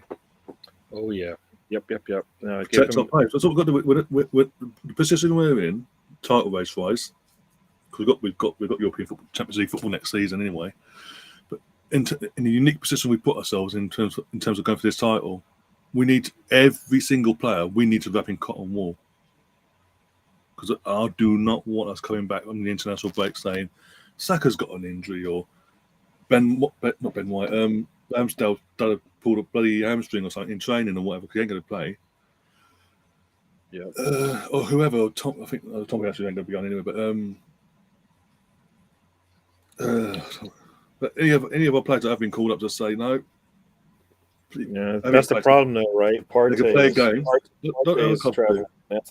That's a big concern. Yeah, like these other clubs do and all that he's done out for the last few years. Go to these respective FAs and go, okay, you're calling our player up. Can we have an agreement where you can play X amount of minutes and that's it? Because we don't want to risk any. And other clubs do it. Let's not get it twisted. Other clubs have been doing it for years now. So why don't we do it? Protect our player, get it. They can play a few minutes, X amount of minutes, play 45, 50 minutes, whatever, over the 2 games. Get them players back, and then just crack on for the last 10 games and see what happens come May 28th. Because I'm with you. Fans, I don't care about international football. I haven't cared about it for years. The most important thing is us getting our hands on that league title for the first time in 18 or 19 years, and upsetting all the media and upsetting all the rivals and soaking in all their tears all summer. Very. Yes, sir. Oh, Tom's got a question. Mr. Tom, there's a question for you. Basically, I think he's spent the last 3 days or 2 days in a ball in the corner of his mansion crying. And no, I doubt we'll actually have any. I think if he gets a goal in the next game, it'll be soon forgotten. I think missing penalties for club football is a lot different to letting your country down, which I still don't really subscribe to. But ultimately, I mean, I believe that was your first penalty shootout since 2003 against Rotherham. So that tells you like how often club teams get into penalties. 2005 FA Cup final, it's penalty shootout. Oh, that was the last time you won then. Or no, you beat Man? Yes, I'm saying we beat Man United in 2005 FA Cup final on penalties. I'm trying to think now. Oh, okay. But, I think it's the first ever penalty shootout at the Emirates. First in 16, 17 years it's been around. That's the first penalty shootout that took place at the stadium. I think that was the last one we actually had. You know what? Oh, Bradford City in 2013. Before, 2013 was Bradford City in the League Cup. We lost that, and then after that we've had one more since then. That was the 2014 semi-final against Wigan. Fabianski saved 2 or 3 of the penalties. Cazorla scored a winning one. Even Kim Kallstrom scored, and that's saying something. He never played for Arsenal, but he still scored a penalty with his back injury. Yeah, so 2014 up till yesterday, the last penalty shootout was against Wigan in the FA Cup 2014. Prior to that, was the following season before in 2013 against Bradford, and that backfired on us. I mean, the important thing is that Wolves 4-2 at Molineux, but nobody saw it. Nobody saw it. You know what? They always tell you, if a tree falls in the wood, did it make a sound? And the answer to that is it didn't. Nobody heard it. So, by the sounds of it, based on I think here is the Wolves players and bench crying. Was it enough noise to erupt an earthquake though, like we were against Bournemouth? But the noise at the library was a bit above what it usually was it? I don't know what this library talk is. I was there. Yeah. I saw us playing the Northumberland Derby, and it didn't sound like a library to me at all. I think the librarian would be a little upset with their prawn sandwiches. You're confusing us with Man United fans. No. They're similar. But no, seriously, I'm just. I'm more used to losing at weekends than winning, so it's. Now, I think Martinelli has a really good person to talk to in terms of how to respond to missing a penalty kick. Yeah, in terms of he'll be fine. We saw straight away as soon as I was at the game. As soon as they went up and started celebrating, they'd won and all that. The players, the team, and everyone, and the fans. Even though the fans are disappointed, they literally like no worries, like literally getting behind Martinelli in the team. Like no worries, we kick on. We kick off the league and this, that, and the other. Was it this disgruntled? Oh, for fuck's sake, yeah. Bunch of whats or Martinelli. I know he's got idiots online that giving him abuse, but that's idiots online because they get away with it. That's the only reason why idiots do it online, because they can get away because there's no policing. Or proper policing anyway. I mean, literally, what was it? There's a player, Ivan Toney, got racially abused. Not the most recent, but last year got racially abused online after a game. And the police are looking into it, and like the social Instagram itself, the Meta, like Zuckerberg and all that, are cooperating and giving the details over the IP addresses. As soon as it came across, like real food was outside of this country. Sorry, we can't deal with it. We have to we have to let it go. No, you go. You know where it is. You contact yourselves, the local authorities of that country, and you let them know. By the way, this person's broken the law. This is what he's done. We're going to pass the details over to you. It's your responsibility to deal with it. until that happens, and it's a unanimous, like, a universal thing that everyone does that throughout the world. You're going to get idiots, give players and people in general racial or just online abuse in general because they know they get away with it. I'm surprised with internet technology being what it is, they can't actually find out where they live and just go there and be like, you know, like actually like send I don't know, send Omos around there who can be like and just beat the shit out of them basically. Just I don't know. Like send Ivan Tony around there. There's the whole thing about a little bit of privacy is afforded most people on the internet. But they're breaking. I think within reason, there should be a law in place where if it comes back that you're breaking laws, i.e., giving racial or just general online abuse to someone, celebrity or not, the consequences are we'll find you basically. We'll find your IP. We'll get your IP address. We'll locate you, and we will come knocking at your door, and you will face the consequences no matter where you live in the world. Yeah, and then check the hard drive just to double check because, you know, you never know what you'll find. Take recipe for a lentil soup. You never know. True. So are prawn sandwiches something, you know, Mr. Tom, that you've ever experienced? No, it's a basically when he played for Manchester United in roughly the year 2000 it was. Yeah, about that time, yeah. He was complaining about the fans at Man United. They weren't really there as football fans. They just sat there as what would you call it, like a social statement. They were rich with their prawn sandwiches, not actual real fans. Didn't know anything about football. Just wanted to be like, I'm going to see Manchester United. Yeah, no atmosphere, and yeah, that was basically what he was saying. So that's why I mentioned the prawn sandwiches. Yeah, jealousy gets you nowhere, Mr. Tom. I think that's what he said. To which then Arsenal basically went, no, we'll have some. We're going to build a 60,000 seat stadium. We'll take all your prawn sandwich brigade. You're so upset and so hurt. For what reason? I'm not sure why. I'm not hurt. That's what you did. You wanted in on that.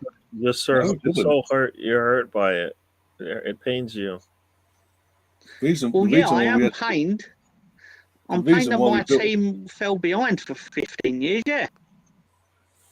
And that's not our fault. That's on the previous owners and all that. But anyway, the reason the only reason why you had to build the Emirates is because we couldn't redevelop the Highbury, because we wanted the initial plans were to refurb the Highbury Stadium, basically. You weren't allowed, were you? Because of the houses. No, because of the houses across the road and in the area. Yeah. So we had to find a location, and they didn't. And again, the club itself, the board of directors at the board at the time didn't want to go out of the area. They wanted to keep within where we were at the time. Hence, when they found a site, literally 5 minutes down the road, they brought it and then started making the plans and then getting that all in motion, and where we are. And again, that was the only reason. That was because the demand for tickets and memberships was season tickets was obviously at an all-time high, but with the success on the pitch and all that.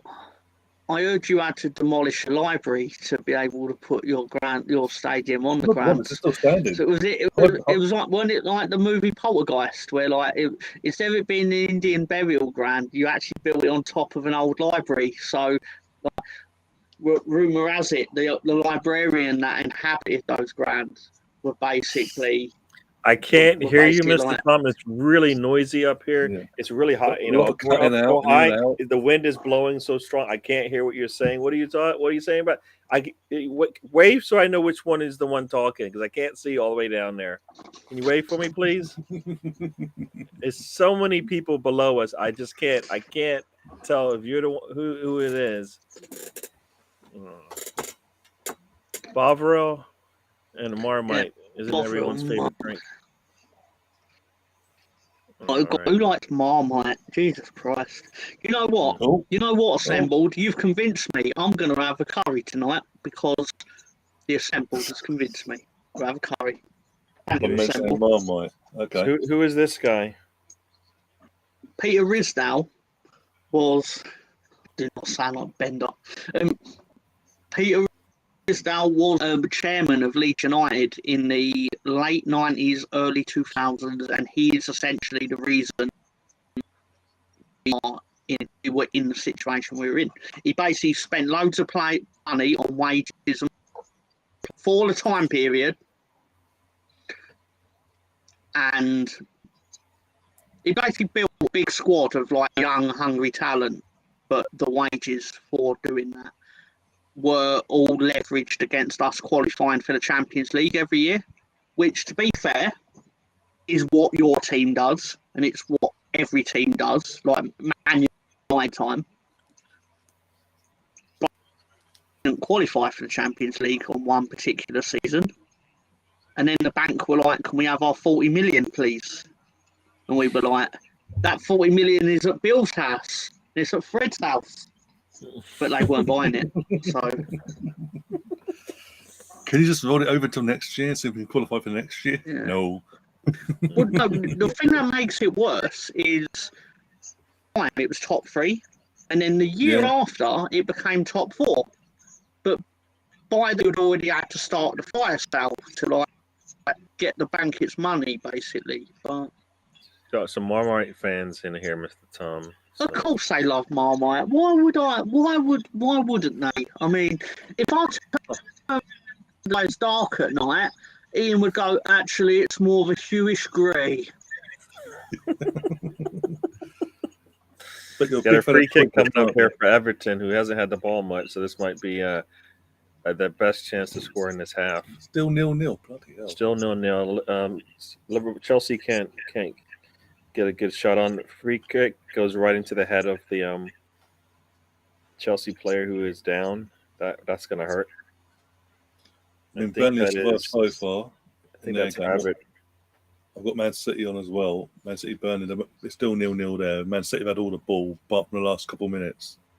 Oh, that's right. There's another match going on. All right. Yeah, here in the UK on the BBC, so I can watch it. It's on ESPN probably over here, right? FA Cup. Probably, yeah. So let's see what we see here. Oh, he's starting. I didn't notice he was starting. Cut the old offender, so we say, the little pest that pays off the police and gets away with it for indecent exposure. So everybody's expecting Man City to run away with this thing, huh? I mean, they're at home. Again, they've all due respect to Burnley. I know what they're doing. I know they're doing well in the Championship. A little attack here, and nope, it just started 1-on-3. Doesn't work. Man City to absolutely pump Burnley. Russ loves Marmite. Your audios have gone a bit weird. Is that a Tom Every time thing? you say that, it's not us, it's you. It's got to be your end because my audio and the guy's audio is fine on my end. Yeah, I can hear. No, I can hear you. It just sounds more echoey. Like maybe it's whatever you're using to listen to us, Mr. Tom. Like it was the last time.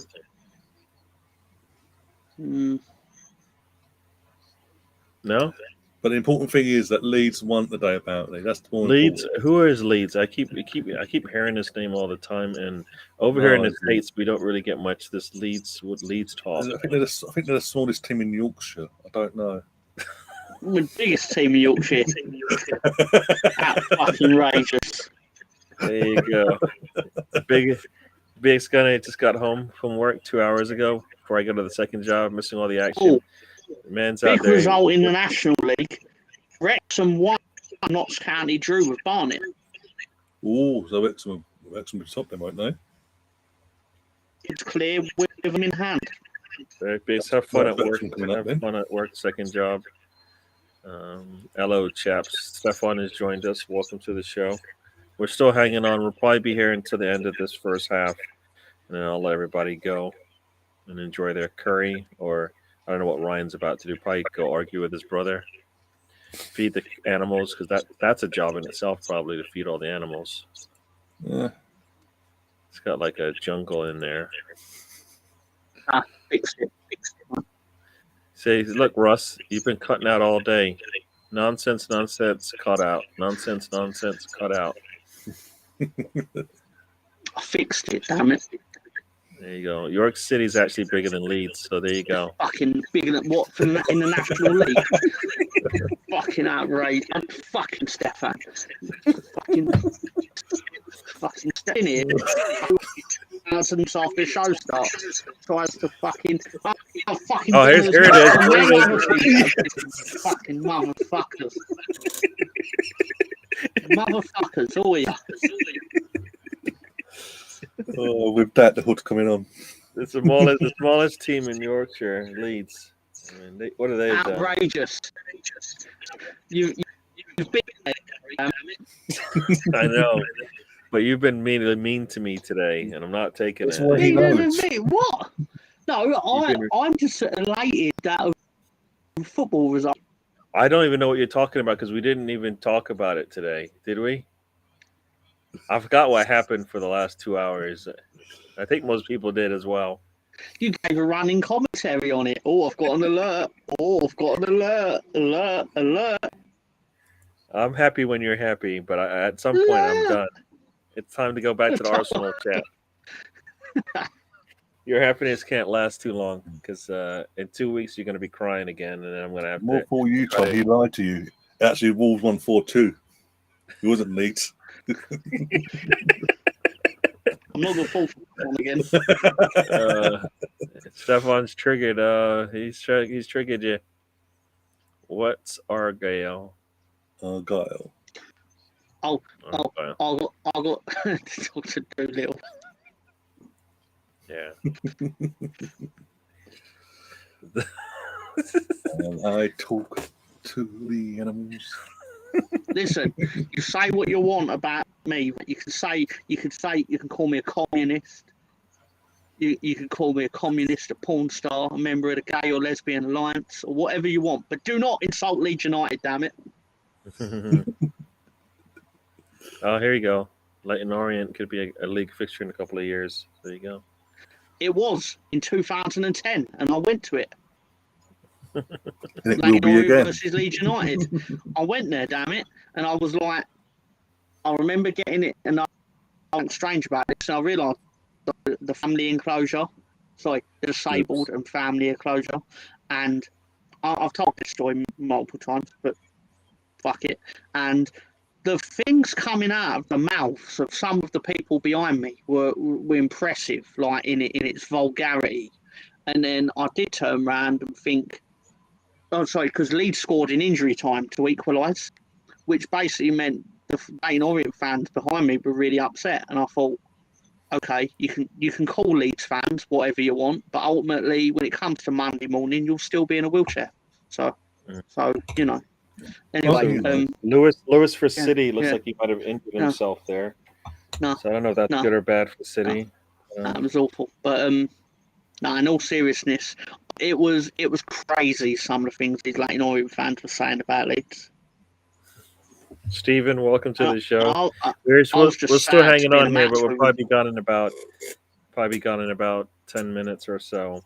So the match is back on here. Ireland's up 10-6 on they're a man down, right, with the red card. Yeah, that's what he said. Yeah. Yeah. I'll double check actually. So. Depends on who's your co-stars. Who's that to? I don't know who this co-star thing is. I don't know. Maybe that's the Dr. Doolittle comment. I'm not sure. And Ian had a friend who was a Leighton Orient fan. So there you go. Ian is a tough play. I know it is. I've worked there.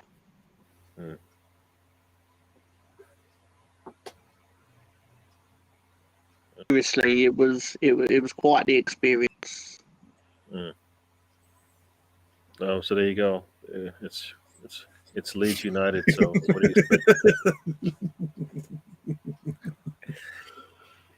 This is what gets on with this show. The longer we go on, the hate for Leeds just grows and grows. Listen, I'll be the pantomime villain if you need that. Okay.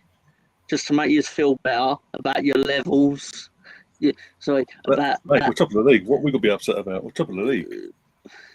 It's funny you say that. What do you have to be upset about? But you all find things to be upset about in Arsenal Not matches, all don't of you? us. When you're like, Not all of the basket wasn't clean enough, it wasn't crisp. It's like you won 4-0, motherfucker. Yeah, it could have been 7-0. So what are you talking about? I mean, there's room to grow. We're looking for to do better ourselves each time we go out there. That's what it is. That's the thing. Levels. There's levels to this. We This is the thing. We demand more. I'll tell you this: Leeds United, yeah, like you say, room to grow. We don't need to grow. We're all people, yeah. We've grown as humans, which is the real battle along the way, right? So you don't have anything to do better. You guys cannot better yourselves anymore. Is that what you're trying to say? In terms of football quality, of course, because let's face it, we've been terrible most of the year. But as humans, beautiful humans, our club. There's some great videos of Tyler Adams and Weston McKennie in a cooking edition on YouTube. Pink Cushion says you're spot on, Mr. Tom. I don't know what that means because I didn't think you said anything of substance that that's a substance that actually meant anything. Was sensible. Mr. Tom. Ian, we're doing another live watch along tonight. We'll be watching something from 1989. Do you know what? One of my favourite things, genuinely, about my wrestling show, is when I managed to say something that happened, which makes Ian go, "What happened? What?" Like when I started talking about when the big boss man kidnapped Al Snow's dog and then fed it to him, and then you get people go, "Wait, what?" Like just nice, just out of context. It's as a sentence, just gets Ian going, and he Googles it because he's like, "The fuck is he talking about?" But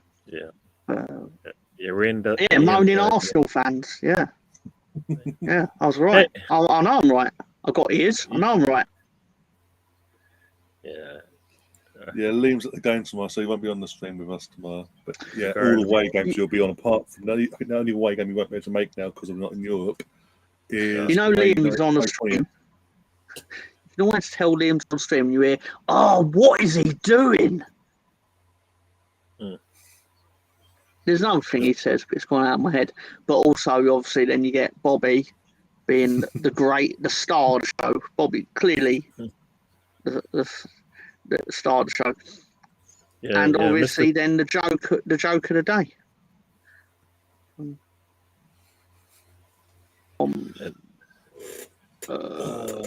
joke of the day. You gotta have to tell us. I believe. No, it's not my joke of the day. Liam's missus with a joke of the day. Oh, the joke of the day. Yes. So yeah, Mr. Tom does like his underhanded digs. He's salty. He's just salty about Arsenal. You know what? He's upset because he doesn't know. You know what? You know how you get you go to the hotel and they give you like the card for your room and you get an elevator and you put your card on the machine and you go to press a button and if you press the button and it's one of like the top floors, it doesn't work. That's Mr. Tom. He comes in there, he presses like penthouse, and the thing says stop.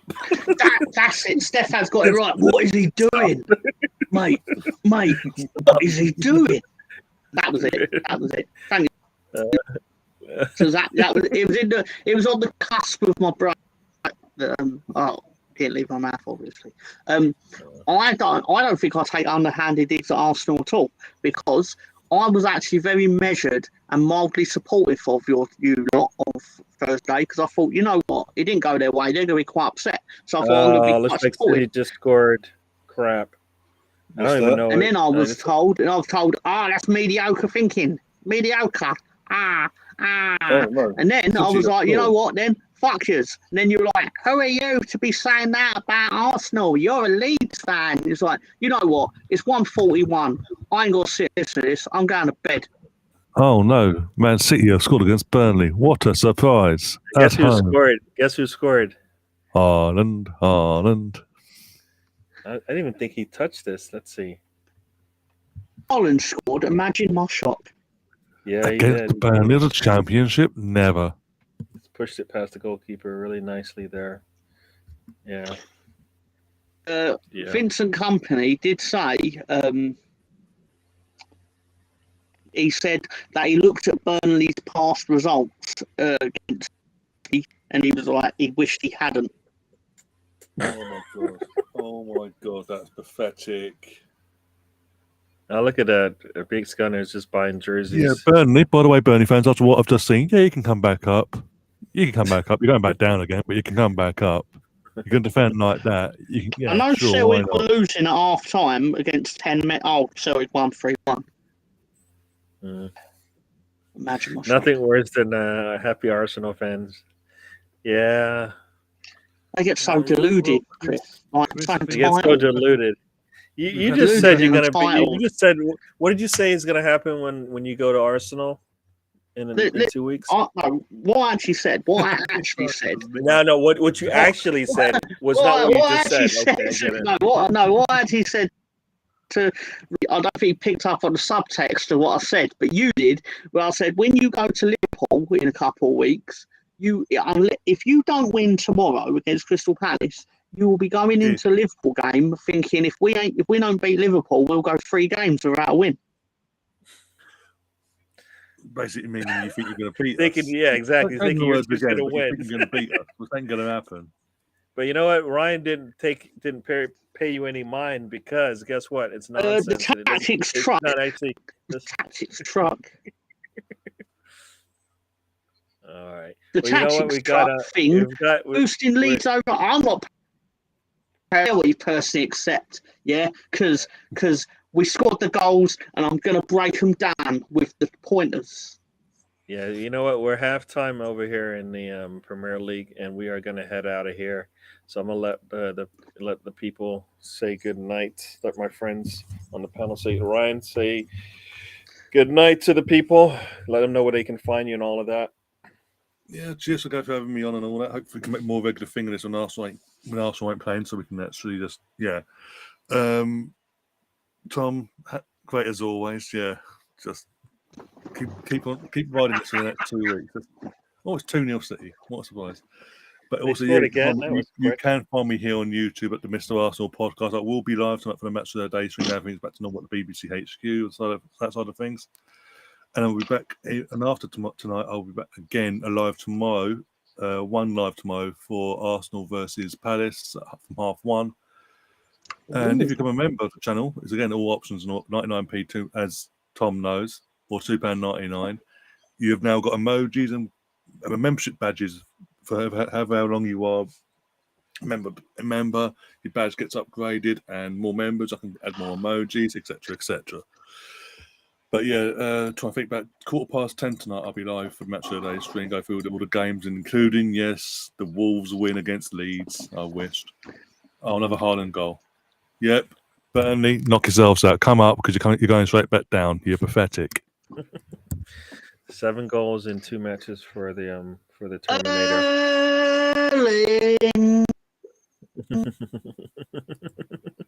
All right, and Mr. Tom, say good night to the people. No, seriously, right? Despite what I say to you all, it's great at the comment section. Assembled, Stefan, Misfit, BX Gunner, obviously my boy Russ. I'm not really covering this well, am I? That I'm looking through, but Thunder Road and Ian Pincushion. Great to hear from you all with your interactions and stuff. And you know, I hope everyone obviously has a good evening. If you can, I would not be completely upset if you felt like joining me this evening where we go over what Tony thinks is one of his favourite wrestling shows. So I don't know. We'll see. And if he doesn't, if it's not good, you'll just get to see me verbally lambast him for a couple of hours. So bonus. But it is good. It's actually probably better than he says it is because it's Tony, isn't it? Like, yes, somebody actually has a nice thing to say about you. There's no need to apologize. Motherfucker. No, sorry. Language. Yeah. So, no, seriously, you fucking no. obviously it's great, and like, all the banner and stuff. It's awesome. Yeah, so if you could join me later, if you and you can't go back to sleep, just stick your YouTube on, because I believe the way I come from SMR-ish, yeah, that's all that helps you go to sleep. Yeah, not because of boring, because my sultry dulcet tones. No, sorry. Have a good week. I'll probably see you all. I'm probably going to be on the trip on Monday night. Oh, actually, no, we won, so I'm definitely going to be on the trip on Monday night. And I'll be like, we are 14th in the league. Say, we are 14th in the league. Works. It actually works. Yeah. For now, anyway. Yeah, works. So, yeah. Let me too. Did Chelsea score?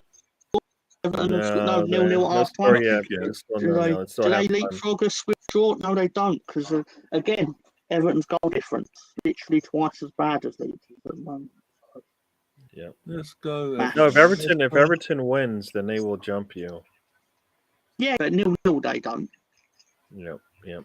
All right, people. Thank you for joining us once again on this weekend match day show, or we call it the road trip, though. We'll do this again next Saturday. I don't think. There'll be nothing going on in terms of English football.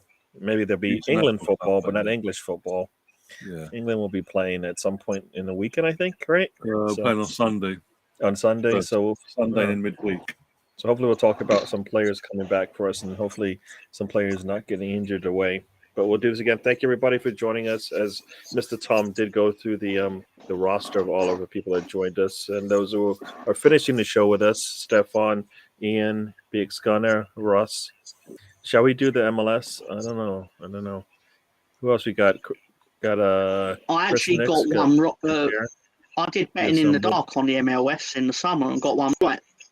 There you go. Steven was there. Who else we got? Ryan. Oh, Ryan was here. Ray was here earlier. And who started the show off Thunder with us? Road. TJ Warren. BX. Have you ever been? He's a new player in the YouTube world. You can check him out. TJ Warren TV. It's a new one. Oh, there you go. It's all kicking off in the rugby. Yep. It's 10-9 right now. Ireland is up 1 point on England.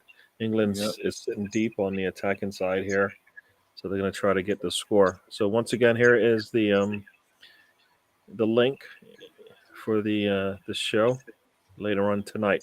So we'll do this again. We will see you guys on the next one. As I like to say, life is a journey. Don't waste the trip. Enjoy the ride, and we'll see you guys on the next one. All right. Good night.